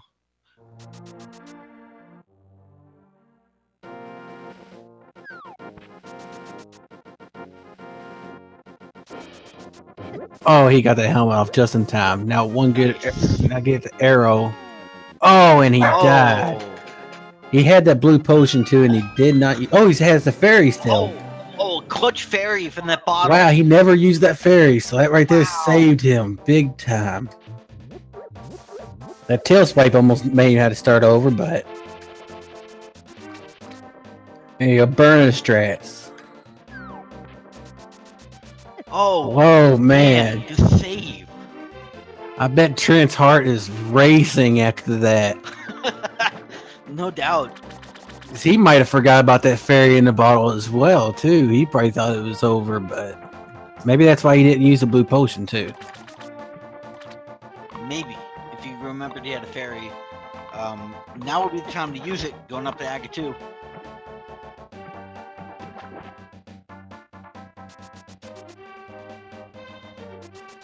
Yeah, I'd definitely go ahead and refilling my health before I went too much further.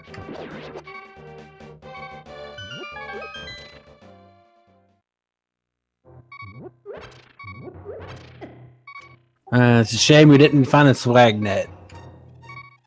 Yep. Chexhuman being told to aim at the eyes of Goma, which unfortunately will not help us here. A hammer with Aga is not easy at all. Especially with 3 balls coming towards you.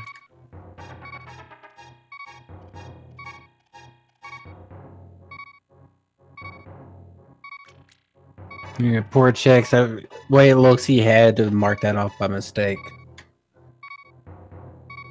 But we won't know until after the match. Those blue balls are not playing nice.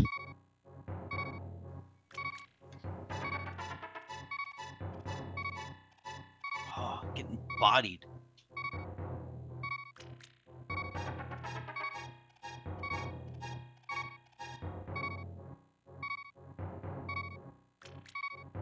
And Trenter's in trouble.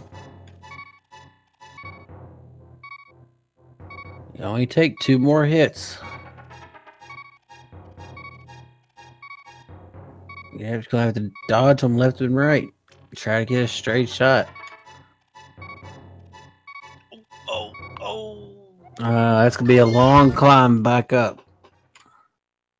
Sadly, he cannot use the cape or the burner in this situation because of the hammer. Oh, Sword with Aga 2 is just an exercise in misery. If he had found that swag net, that would come in handy right now, but he hasn't found it. I'm guessing Trent might be going to Turtle Rock to see if he maybe mismarked what it could be to get in, but it's going to find out. He's going to need that bombos to get in. Yep.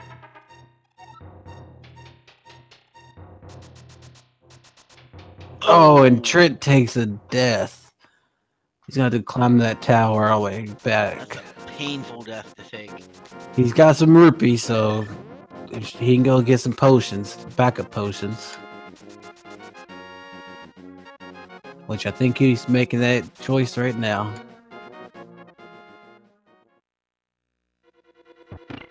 Sadly, he doesn't have the mirror, so he's got to go a long way around both ways. It does give Chex more of a chance to try to catch up. But he's gonna need to make some. He's gonna need to turn the jets on to catch up. Yeah, there's only one move he can make right now, and that's to go back to the desert. He has not even come close to going back yet.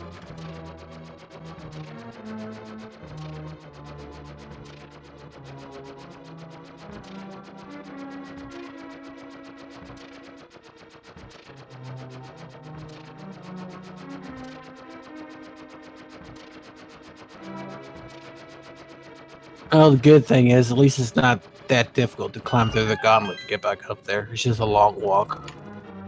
Oh, yeah. With it being swordless, any type of advantage would be great.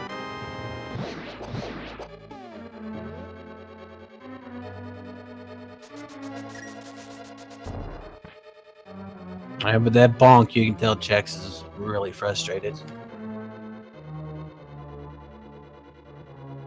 Yep, he's. I can't even imagine what's going through Chex's mind right now.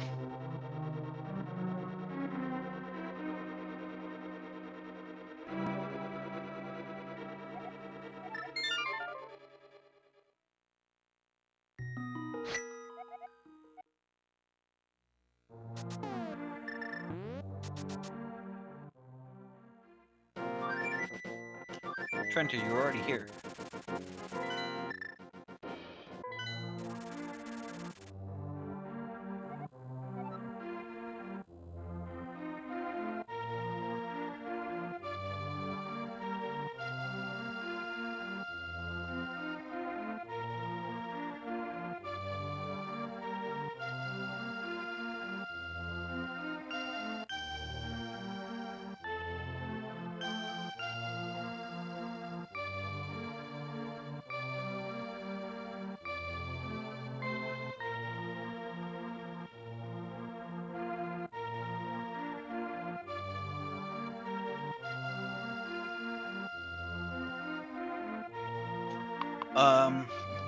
Open mode is, as said, Zelda's already rescued. You can start in either your house or the sanctuary, and you don't have to go through the escape.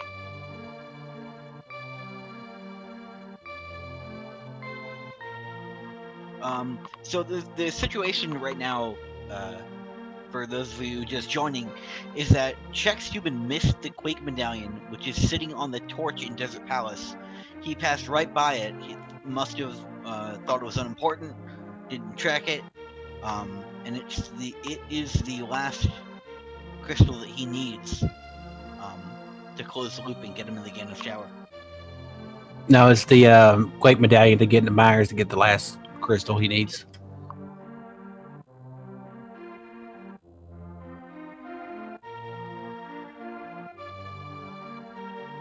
Yeah, he cannot get into Turtle Rock because the Bummel's Medallion is in Myers, so he can't check there. He can't check Swamp because we have no idea where the mirror is at.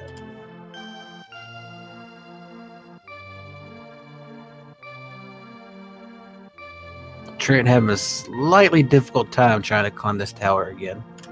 Lag party. I'm sure he'll be heading back in to get him a couple more fairies. Yep. And the really fun part here is Swordless Aga 2 is an exercise in a nightmare. It took him out last time and made him had to go get some potions. So we'll see if it fares better in round 2. Yeah, with that small delay on the hammer, being able to swing it twice and actually hitting it kind of makes it hard to calculate when to swing it to actually get those balls that Aga shoots out.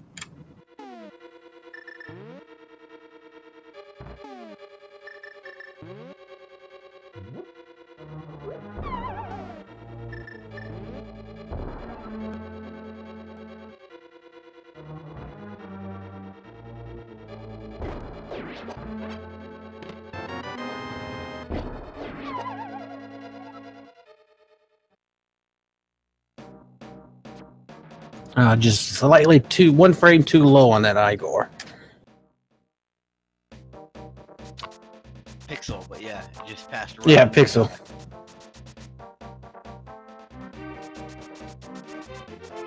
Sorry about that. Words are hard. Words are very hard.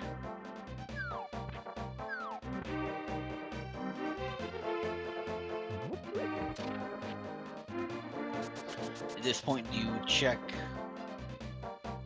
purple chest? Like, where do you go if you're checks and you don't know desert display?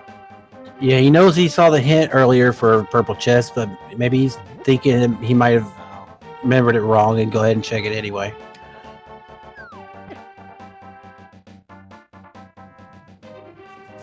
Trent's gonna have to be careful once again on the Helmasaur fight because that's gonna be another tricky fight. Oh, and he's taken down. But Vitreous.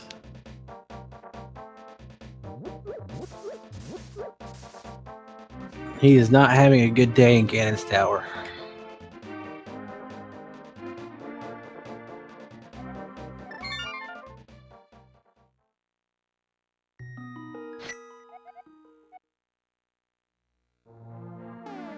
Yeah, I think he's gonna try to be a little bit more conservative with his health now. Because he doesn't have that anti-fairy before Vitreous this time to be able to collect it.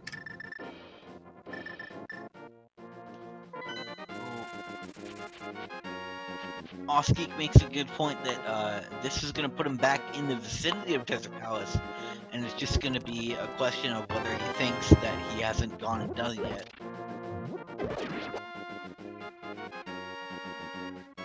And there's our first mail upgrade. You're so close, Chex. Go on, keep going over. Just say while you're here, you might as well check it again anyway, so... Oh man, if Chex comes back, this would be the comeback story of the century.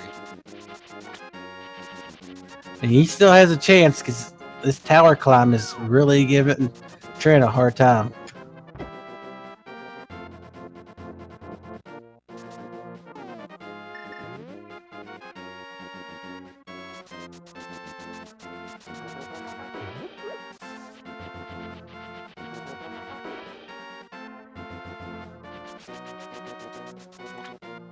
No, he's heading back in Dark World.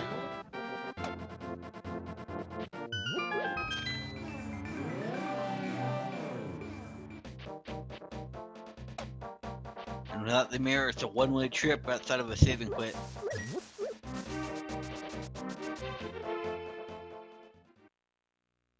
Yeah, now he's back over checking his other spots again.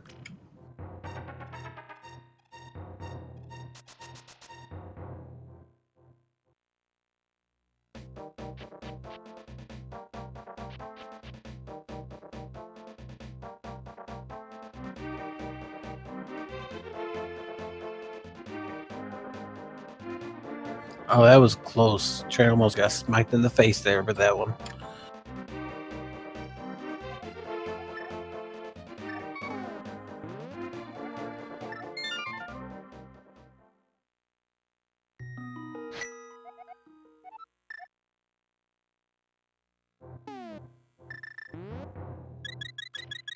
Basically, at this point, Chex pretty much has to go back into dungeons and see if there's anything he's missed in dungeons. So that might lead him straight to it. And there's the mire. Oh, he's gonna check Mire's shed.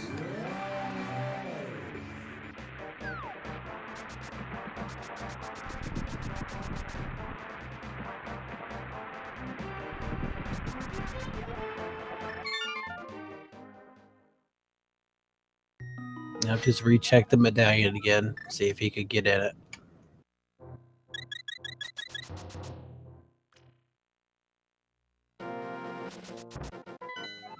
Now this time Trent's going in to Vitreous with 11 hearts, so see how he does this time. Yep, this is going to be a much smoother fight, I'm sure.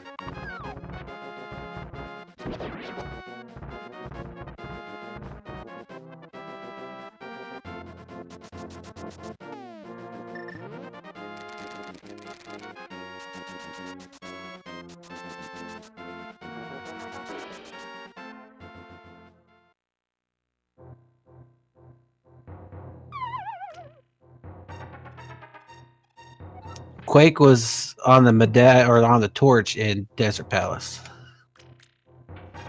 Chex walked right past it, and whatever he's doing for tracking on his own side, he thinks he's already completed Desert and doesn't need to go back. Yes, at this point, there's no other thing it could be. As many places he's now double checking, as he thought he's already marked it. There's not anywhere else for him to check.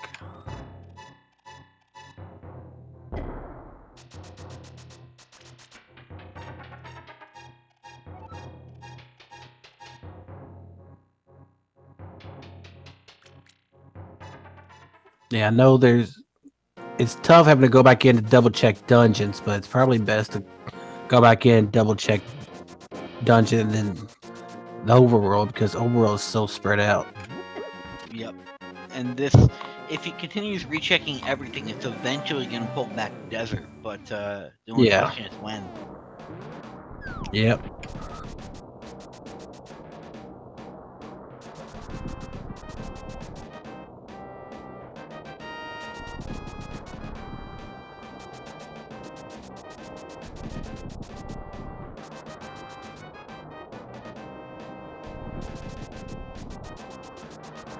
I'm surprised these enemies don't just fall into that pit. Sadly, you do.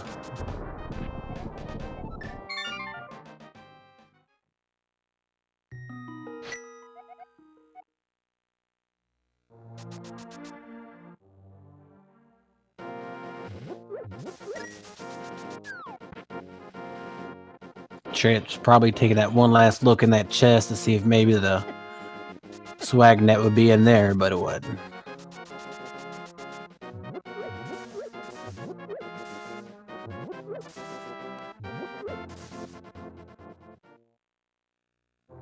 Is anybody having an easier time? Oh, and there. I'll say once Helmasaur moved up, he's learned not to hit Helmasaur when he's that close.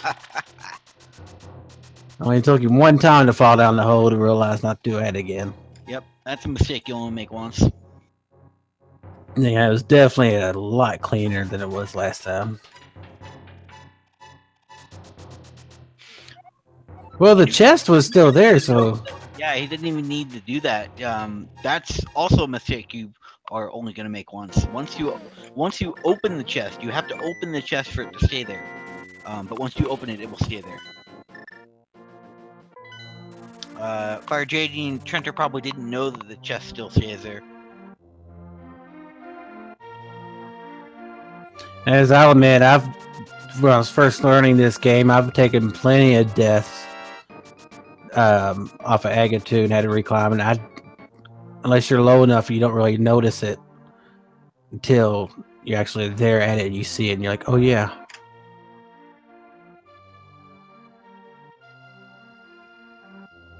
Well, Trent's having a bit of an easier time.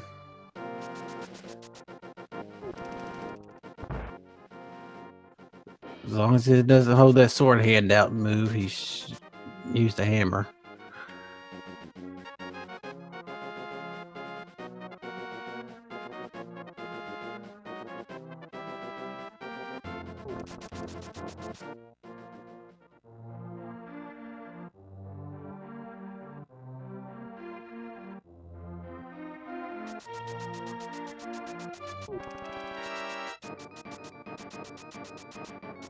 There's one bottle.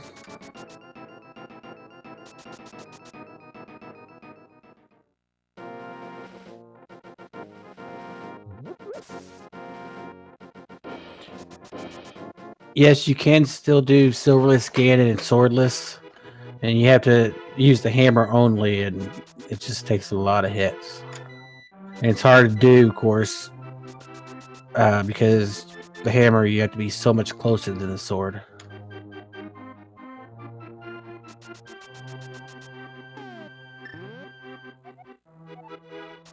Well, we now know Pedestal was just a little bit of love. Yep, we knew that it wouldn't give Chex what he wanted, but he didn't know that. No.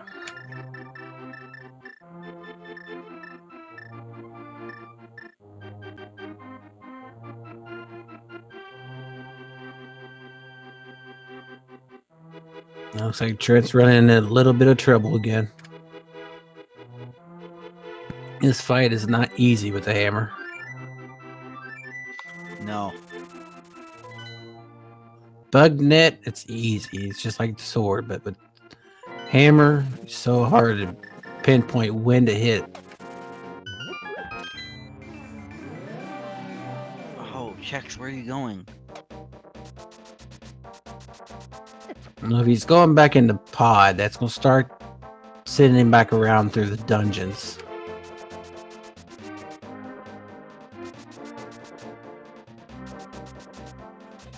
I haven't even kept count of how many hits Trent's got on Aga yet. Whatever it is, until Aghanim dies, it's not enough. Yeah, that is true. He's got him out of sync enough now to where he can at least focus more on the one ball. Yeah, that's true.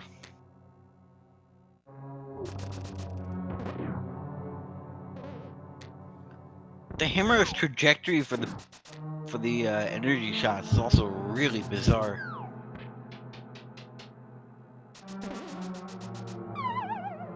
Chex running a little too much off that ledge. Hey, I thought he had 3, but I knew it was either 2 or 3, but I had a feeling it was 3 hits on Aga so far. Oh, and he's down to his last hit on himself. He can't take another hit. He's out of potions. Now it's the time to put in the fancy footwork and dance. It don't matter against the blue balls. Now we are gonna have another long, arduous climb, but hopefully Trenta remembers that the chest is there and he doesn't have to fight Helmasaur again.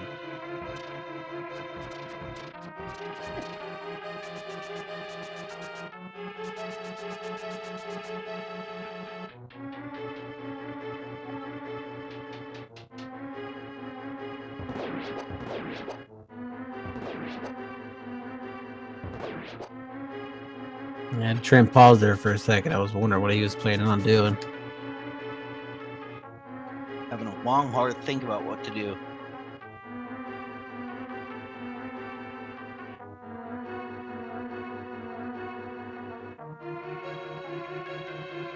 Keep going through the dungeons, Check. You're starting on the right path. Just keep on moving around dungeons.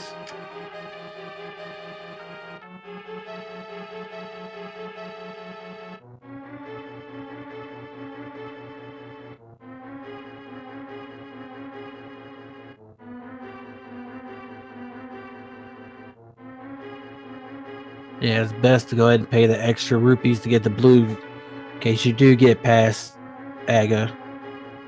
You at least can get a magic refill.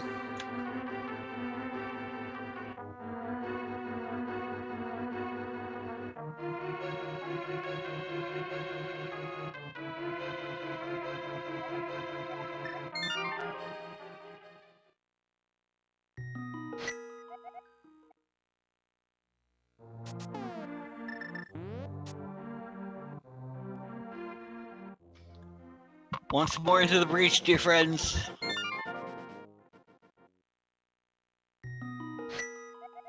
Maybe 3rd time's a charm.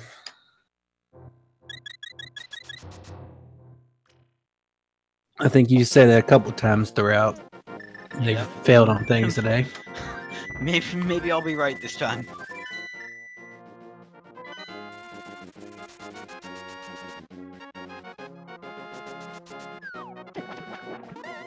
As Chex is heading back into Ice Palace now. Eventually he'll find what he's looking for. Yeah, he's on that path to go back that way.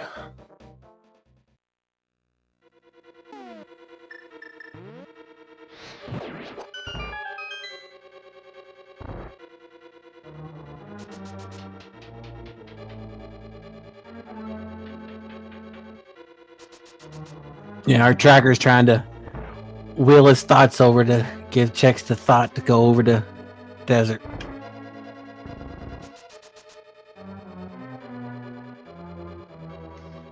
Yep. Yeah, that's true. Both of them probably do feel behind because one's searching for the Quake Medallion and one is on his 3rd time back up Ganon's Tower. Both of them be sitting there waiting for that and be notified that the other one's done any time because they don't know where the other one's at. Yep. So I mean, Chex. I know Chex feels behind. Trencher feels behind. Especially with this being a 2-0 match right now, he knows that Chex has beaten him twice already, so he's really feeling the pressure himself.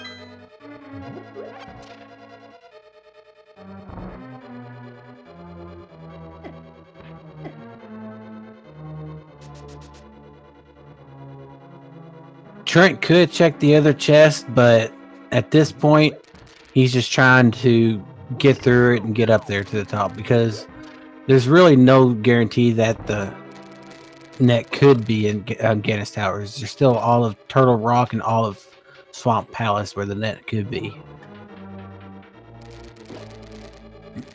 No, Chex cannot do Turtle Rock yet because Bombos is in Mire. Which needs Quake, which is in DP, which is where he needs to go to get what he needs. I mean, he's...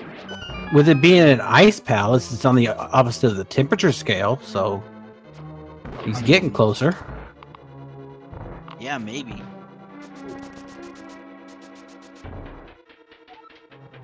If you were playing a hot code game, you could say he would take that as a notice he's getting colder, he needs to go somewhere hotter. I mean, it's as logical as the rest of the seed has been. Yeah, that's sure.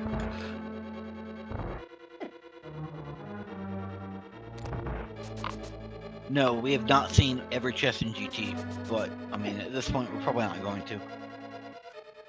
Yeah, we saw on the left side. Trent started on the right side and went to tile room and found the big key, and that's as far as he went. That Bombos tile that we're seeing here is... It allows you to use Bombos in a swordless seed. You only see that tile in a swordless mode, and that's just so you can use it. Ooh, Chex taken to death. See, I didn't even realize that about the swordless seed. I must have missed that somewhere. So I thought that was just telling you that you should use Bombos there if you didn't have Fire Rod. Oh, no, the game doesn't hint that. The game doesn't really hint that to you at all. But if you don't have the Fire Rod and you walk in there with Bombos, you'd be stuck without the ability to use Bombos without a sword in that specific tile. Oh, okay. Chexhuman blue mail in the purple chest.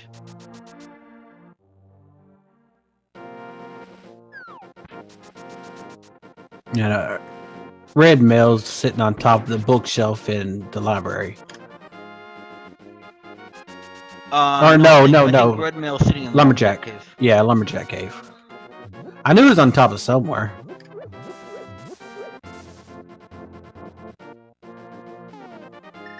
Going back to look at the dig spot that's already been dug.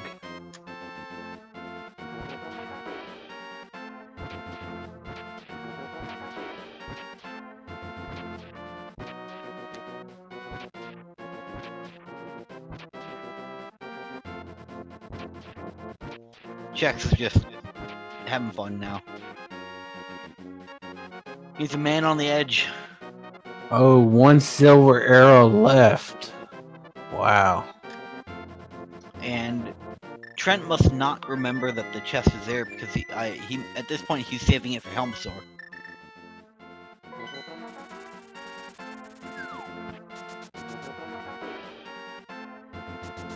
Well, luckily, if I remember correctly, there is some more arrows right here.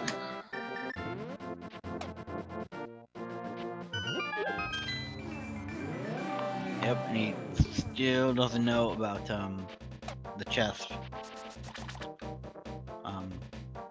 Maybe, I don't know. He might have saw it last time and realized it.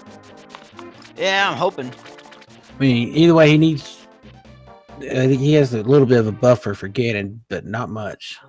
You have to hit pretty much a direct hit almost all of them.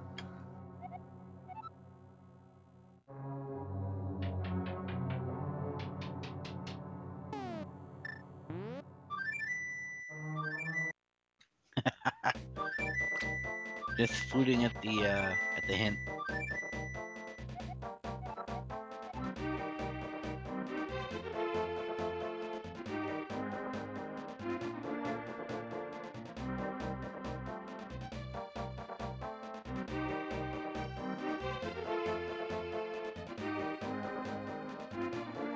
Chex just can't figure out where to go now.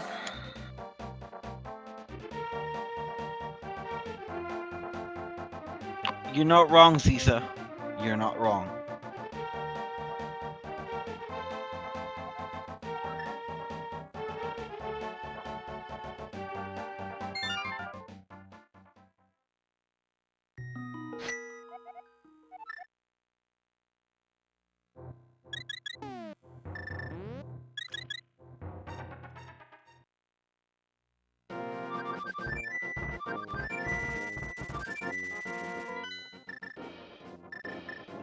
Maybe he's making that play now. Oh, here we go. Yes. Going back in desert, right where he needed to go. And Turner did remember about the hook shot. Yeah, he's got it ready. Could this be the comeback story of the century?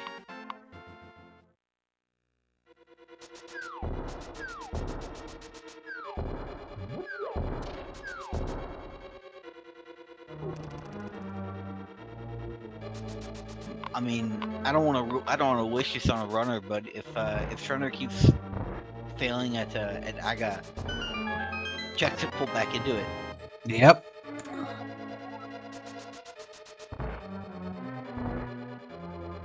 Now Chex has everything he needs to get back through. He's now in go mode.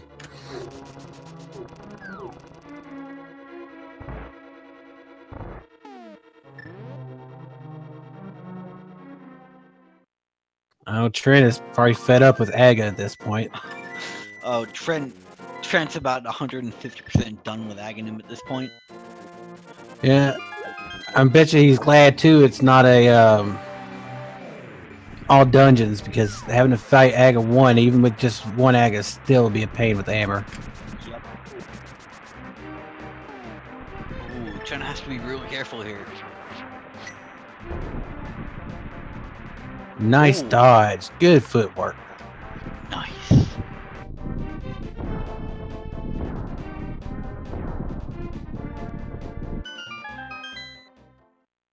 Oh, so close.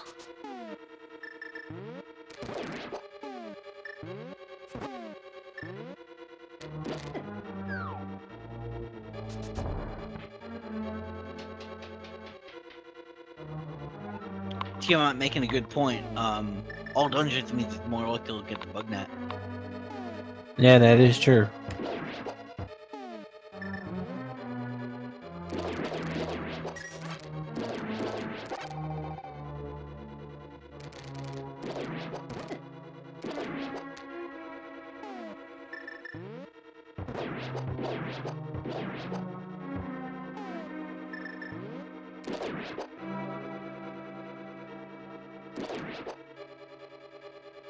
Now Aga's is 20 with him shooting out blue balls. Yep.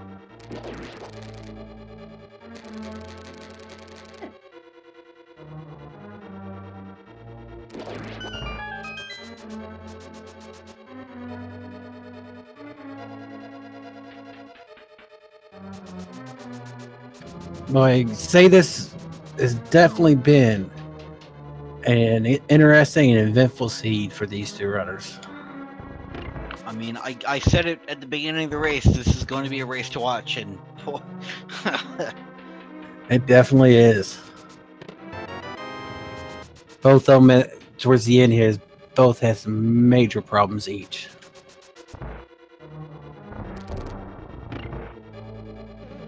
Well, Trent's low on hearts again.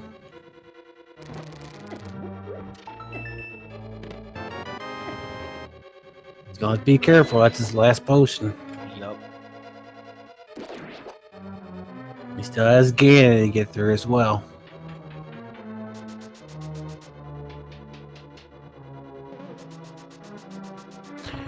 He's trying to keep it. Trent's trying to keep his position facing the same way and trying to move to plan where to hit the ball back at. That's why he has his little invisible sword out. Oh, that was a nice one. Would have been a double if it wasn't stacked on each other. I think that only counted as a single.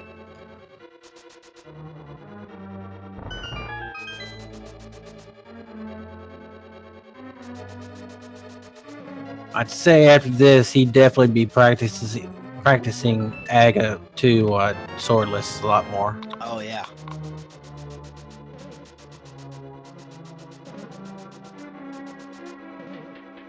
We've seen him; he's been getting better and better at it. It's just still not easy to do, especially with even hitting the regular balls with that hammer, still sending it off in different directions. Yeah, the hitbox for hammer is not consistent at all. Or rather, it's consistently unpredictable, I should say. Yeah, that works.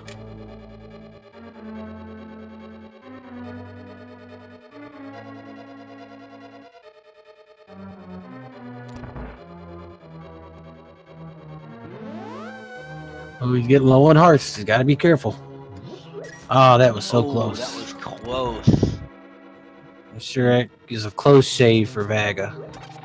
Over on Chex's side, we got him making the final dive down to Vitreous' chamber. Which was our third blind fight. Yep. We're probably going to see more swaggy Samaria strats here. Actually, no, that would be Chex's second blind. That's right, because blind was here in Ice Armos.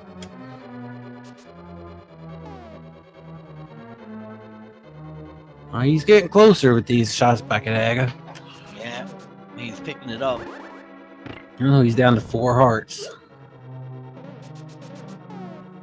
Don't have much longer to figure it out. Ooh.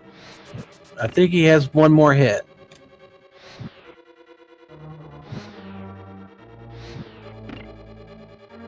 Let's go, let's go, trainer. Let's go Chexhuman, man.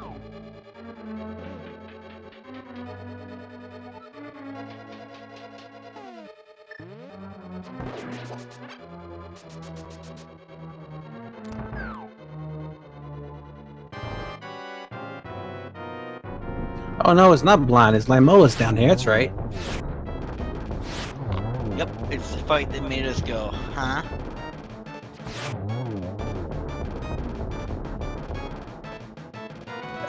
That's right. Blind was in Pod. With that, Chex now has the 7th crystal. Is be making his way up to Guinness Tower. Oh, that was close to not hitting, but he scraped it through.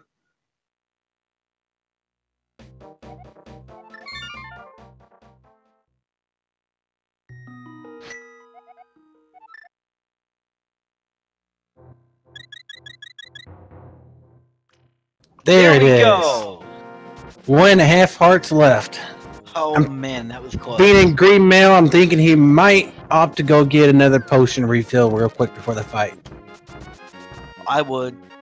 Yeah, that'd be the best thing, because any hit at all would kill him. Yep. Fireball, Fire Bat, Ganon Hug. Green Mail Ganon fights are not fun. Ganon Bat looked a little glitched out there for a second.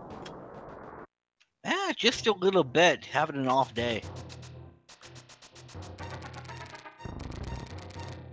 Oh, I forgot about that fairy down there. Guess we will have to go do a potion refill.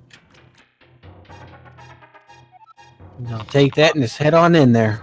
I mean, it's an aggressive play to go down there with like no safeties, but at this point, you got to be thinking.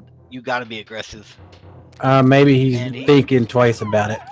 He just realized he doesn't have enough arrows for the fight. Oh yeah, that's true. He's down to 3. Dig game all over again.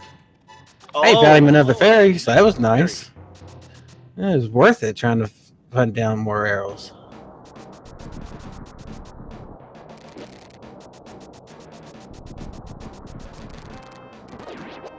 I mean, granted, he could do half silver and then the rest silverless, but 13 arrows, now we got plenty.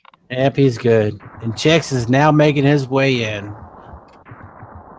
If Trent has issues with Ganon, Chex still has a chance to get up there, catch up. Yep, but Chex is going to run into the same problems with the Hammer Aga. So yeah, that's true. And he's taking left side first, so we know he won't be finding the key anytime soon.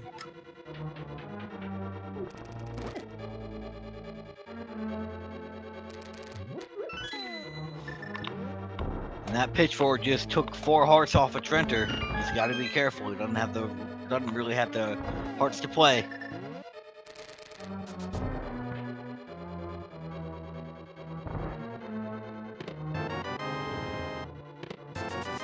Phase 1 down, we're into phase 2.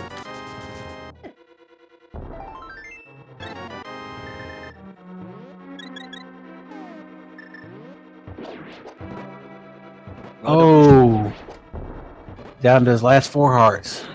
This is gonna be trouble. This phase is relatively simple with tempered sword, but with hammer and that funky little hitbox it's not quite so easy. Yeah, you can't just use the cape or burner this time to slash your sword at him. Nope. Gotta get up close and personal with that pig.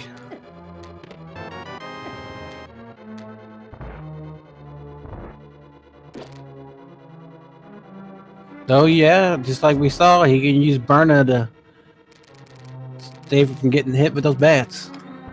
Oh, that was close one. Oh, he's out of that stage at least. Yep. Now if he can avoid giving him a hug, he'll be fine.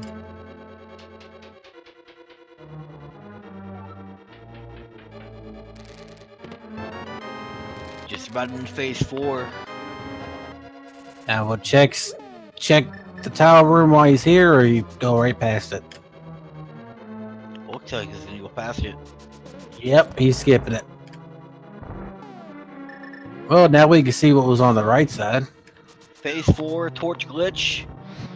13 silver arrows, only need 4. There's 1.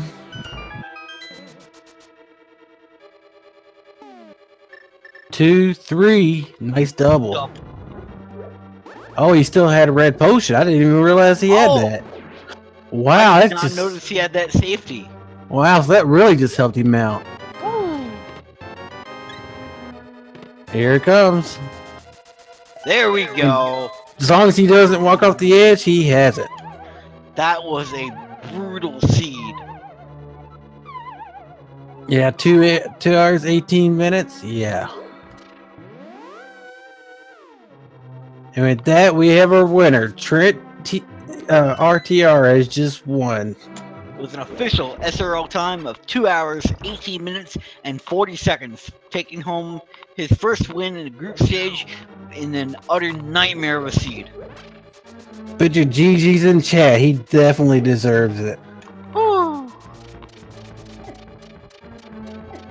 That was a real, like you said, brutal seed for him to get through. Have him here in the interview room. Let's bring him in. Hey, Trent.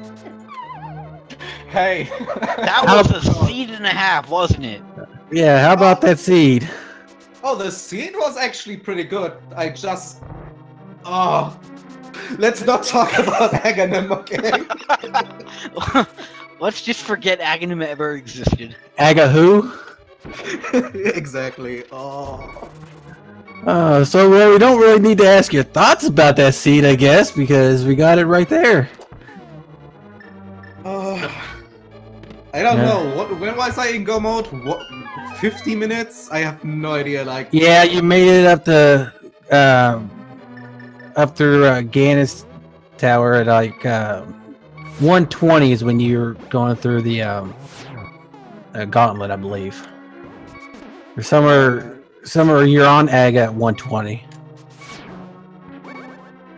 So yeah, that was like an hour. Yeah, an hour for Aga 2. Yeah, that was real rough. So when the bot popped out Swordless Randomizer for the seed, what were your first thoughts?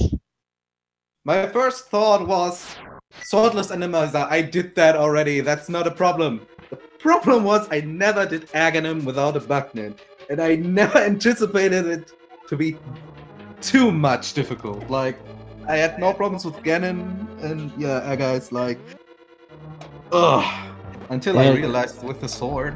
Well, I can tell you now, Chex just did the right side, and the bug net was not in Gannis Tower. Unless he's heading back down the left side again, so yeah, you'd have to. Actually, the bug net was apparently locked because we haven't found the mirror either. Oh no, because he has bombs now, so there ain't no telling where that was. You would have been searching if you wanted that bug net, but you made it. I'm guessing the bug net and maybe the mirror as well, or buried in Turtle Rock or Swamp. Yeah, there was a hint for Turtle Rock that the unique item is there, and maybe it was the bug net. It's possible. Oh. Well, you got through it, and you got your first win. Matches. GG on that. Thanks. Yeah. After this, I think tomorrow, before my next race, I will probably go to Aga 2 again with the hammer only. Just drill it. I have to. Like, it can happen again, and especially like if my other people in the group see that, they might want to exploit that, and I don't want to give them that edge. Yeah, that's possible. They could. So, what are your thoughts about the nice random bosses you had to deal with? Yeah, pretty vanilla sometimes. I was pretty like, I was glad no Trinix showed up. Yeah, that would have been frustrating. Chat wants us to ask you specifically about what you thought about Helmosaur King sitting in the Moldome 2 arena. Oh, I had him there once already. Like I knew how to deal with him when he's there, but it's still a pain when he sits there.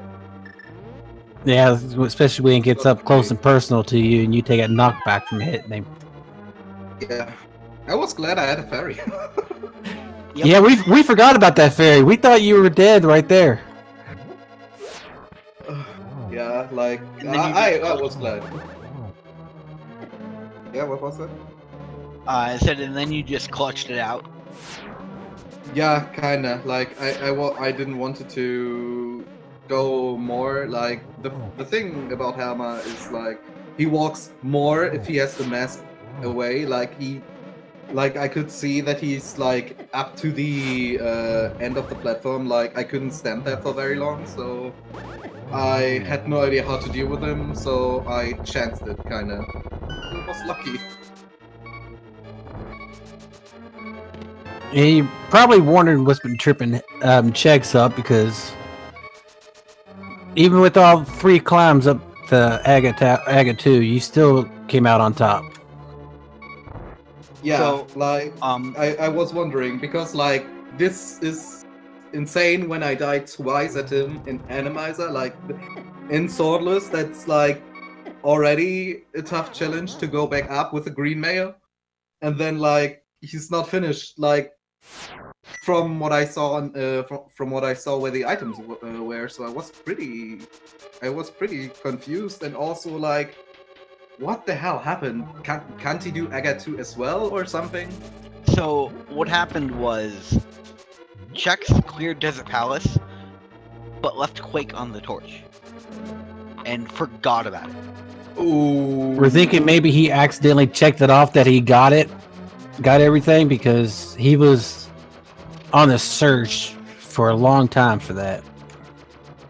Yeah, the hint tiles didn't help either. Like very good. No. Like. And he I finally. really Go ahead. Yeah, I really like that the hint tiles of what was it, Desert, and what was the other one beforehand? Where I found the book. I honestly couldn't remember to tell you right now. Yeah, like the hint tile is basically telling you what the where the item is to basically go into that dungeon. I don't know what they thought about that. That the hint tiles were pretty trolly this seed. Yeah, it wasn't too great to really help out with anything. And Chex, he just got the big key and he's heading on up to Gauntlet now. Yeah, I was like, okay, the seat is way too nice. Okay, let's do right side, and on the way I do tile room every time. Like if I go the right side, if I go full left side and then have to do the right side, especially when I don't have a mirror, I always do tile room immediately because I don't want to walk back. That makes sense.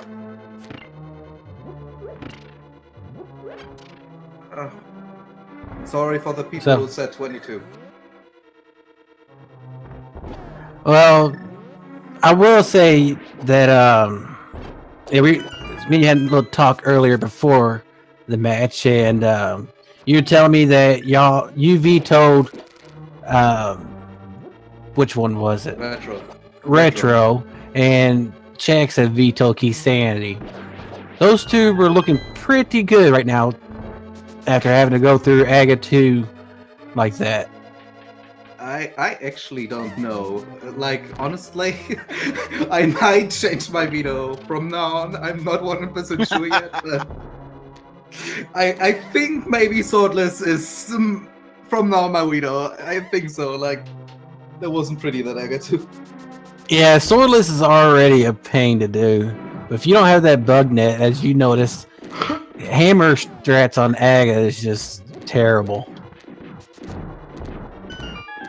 Yeah, like I don't wish that on my enemy. Like, honestly, that's just painful. That Yeah, I was thinking the same thing.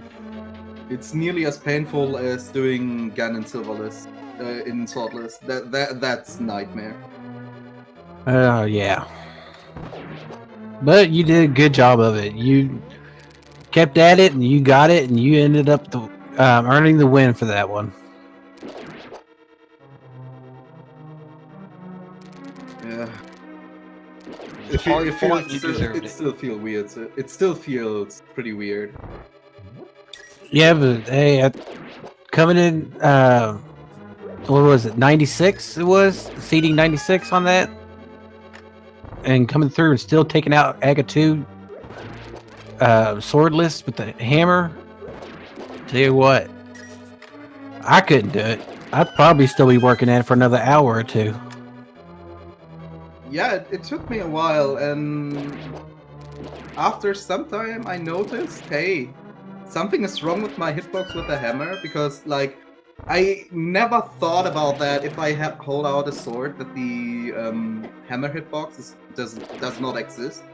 And it took me a while, like, I think in the third fight, I suddenly realized when I stepped away from sidestep for a ball and I hit it, like, nothing happened, and I knew that I hit it correctly. I was like, that seems off, like something is not correct here. What am I doing wrong? And I slowly understood, okay, I'm not allowed to hold the sword out. And then it kind of worked. Okay, still a bit hard on the geometry that fight entails, especially with the hammer hitbox. But yeah, that was. A question chat wants to ask is: did you ever consider going to look for the bug net, or were you just determined to beat Aga with the hammer? I actually, the first time I died, I thought, okay, that was just me being stupid. I can do that. Second time when I died, I was like, I can. Like, I even screamed in SRL, basically, like, I couldn't believe that he wasn't finished at that point, because, like, I already thought he would be done at 120, because of how nice he was, and, like, I basically screamed, needed 10 seconds, and then I was like, okay, do I go for the bug net? It's probably in Turtle Rock because of the stupid thing. And then I thought, no, if he is like struggling there as well, then I struggle too. And if like if I would have died now one more time without figuring out why I can't hit him, like if I figured out, so I would have done probably another try, but like if I haven't figured out how to do that, I probably would have forfeited at that spot. Yeah. I was fed up with that guy. Well, it's a good thing you didn't. I'm thankful as well. Did notice when you're about to go take on Gan and you stopped at the top of the tower, came back down. I was thinking at first maybe you're going to go ahead and get you another bottle refills. I didn't realize you still had a red potion, but that's when Check's gonna try skipping. Check's gonna do it. Oh, he tried to do it. Chex looked like he was gonna try a bomb jump across the modem gap, and then he looked like he was gonna hover. We'll see what he does.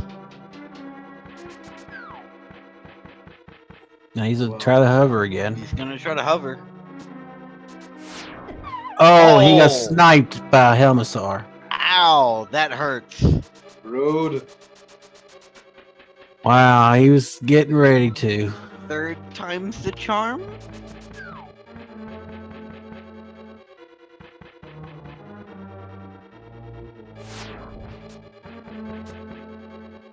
Oh, so close. Oh, that was close. One more time. Let's go.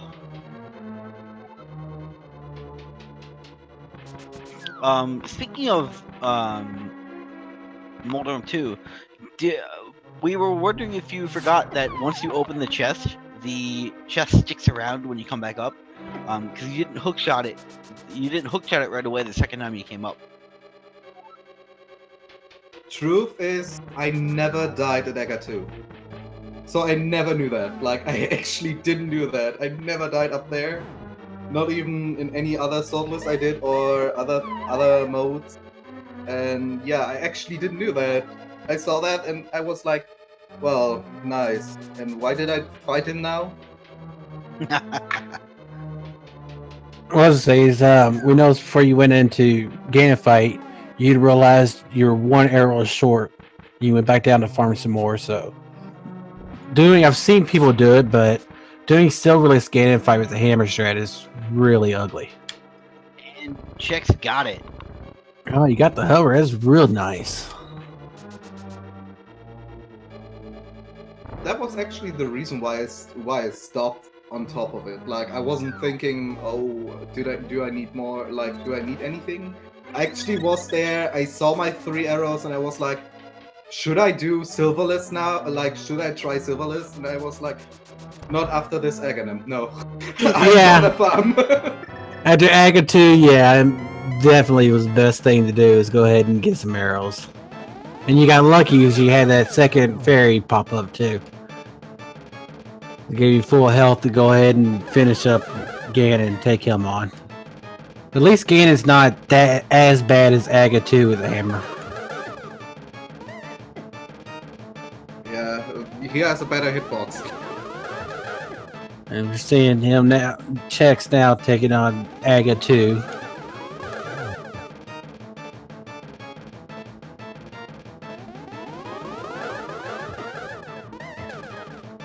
Oh, you almost had that one.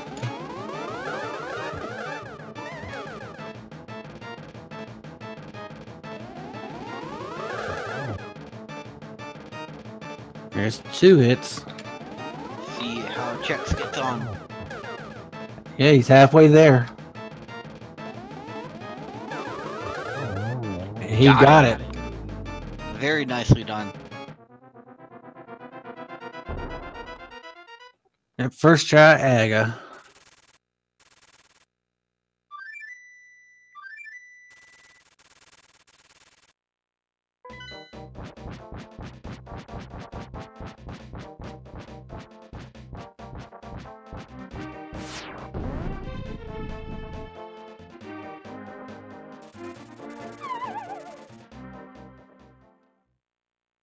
Now on to the pig.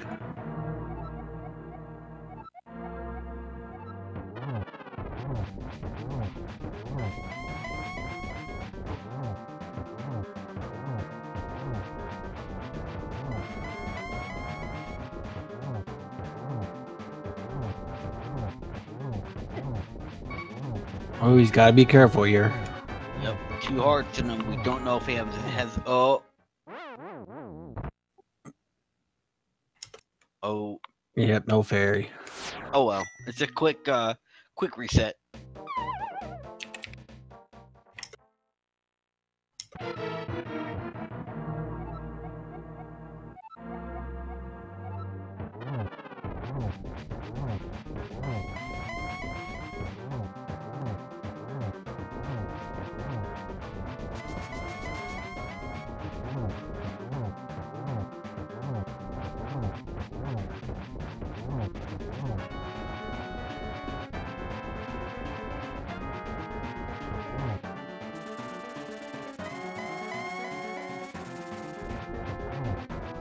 Nice dodging the bats. This is gonna be nice and quick.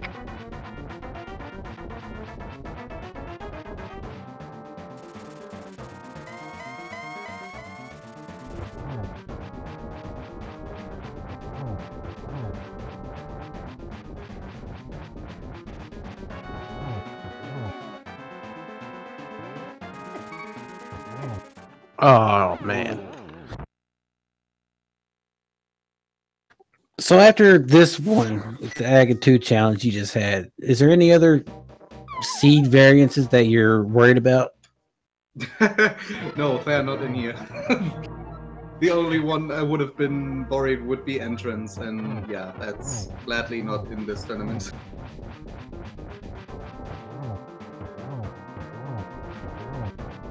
Yeah, I had a feeling after that Aga 2, you pretty much take on anything after that one. Oh, totally. I would always do. Like, I actually was more worried about Vitreous if I don't have Silvers or Bow, and like, yeah, I don't care. Like, I would do him swordless and only with a hammer every time. Now again, but not Aga 2. Like, oh, that just hurts.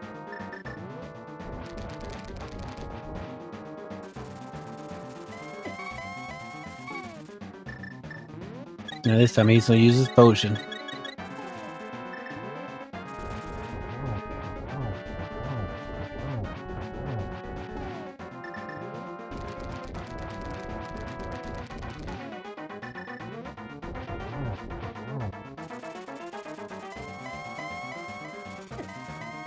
Where was the blue mail actually he got? I don't think he did Aghanim 1, did he? Lunchbox. No. Yeah. Where? Purple box. Oh. Oh. Yeah. I never had the intention for that.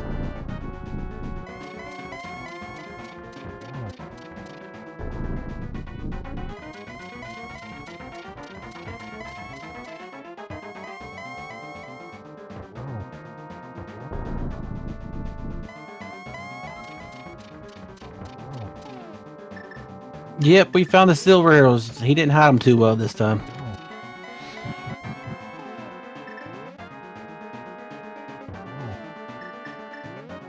Where were the flippers? The flippers are on the blacksmith. Wow. Interesting Yeah. chain. You didn't do anything except the mushroom was only fetch quest, I believe you did. Oh, and the shovel. Yeah, what's searching And for that's the ice the drop? final arrow for Chex. He's put it in the bag. Once he crosses the bridge, he will be done with this seed. And I'm sure he's quite happy to be done. Oh And that yeah. puts him in second place with an official SRTV time of 2 hours, 39 minutes, and 29 seconds. Unfortunately, we will not be getting Chexhuman in here for an interview tonight.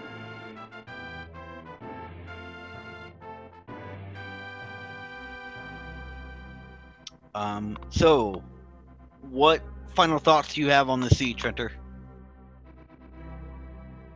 I will practice a lot Aghanim with a hammer. I will practice that a lot now in the coming days because I might veto for the next 2-3 random seeds. Swordless for a while. Well, coming up here in about 45 minutes, we're going to have a match between the Lara GG and Act the Boker on Speed Gaming 4. That's going to be over on SG4. And I just want to say real quick, make sure to give these runners a follow for this, because this was a tremendously pain of a seed to have, and they both did very well with what they had to be able to get through it. And any of those small mistakes that he checks made, skipping over, so it can happen to anybody, and he handled it real well to keep going to the end. Both runners definitely deserve a follow after that. Yeah, this was a grueling experience for them. And I also wanted to thank Allsgeek for tracking this mess of a seed we had. Did excellent job keeping us on track. And I also want to thank my co-commentator, Claymore. Definitely made this seed a lot more entertaining with you here with me. Thank you, and thanks for sharing the booth with me, Janice. Anytime. I think that's about going to wrap it up for us here. Once again, we do appreciate the speed gaming community for giving us a home here. We wouldn't be able to do it without them. So make sure to follow Speed Gaming 1 through 6 and ALTTP Randomizer 1 through 5. We're gonna wait until we see the statistics for checks. So stick around through the credits.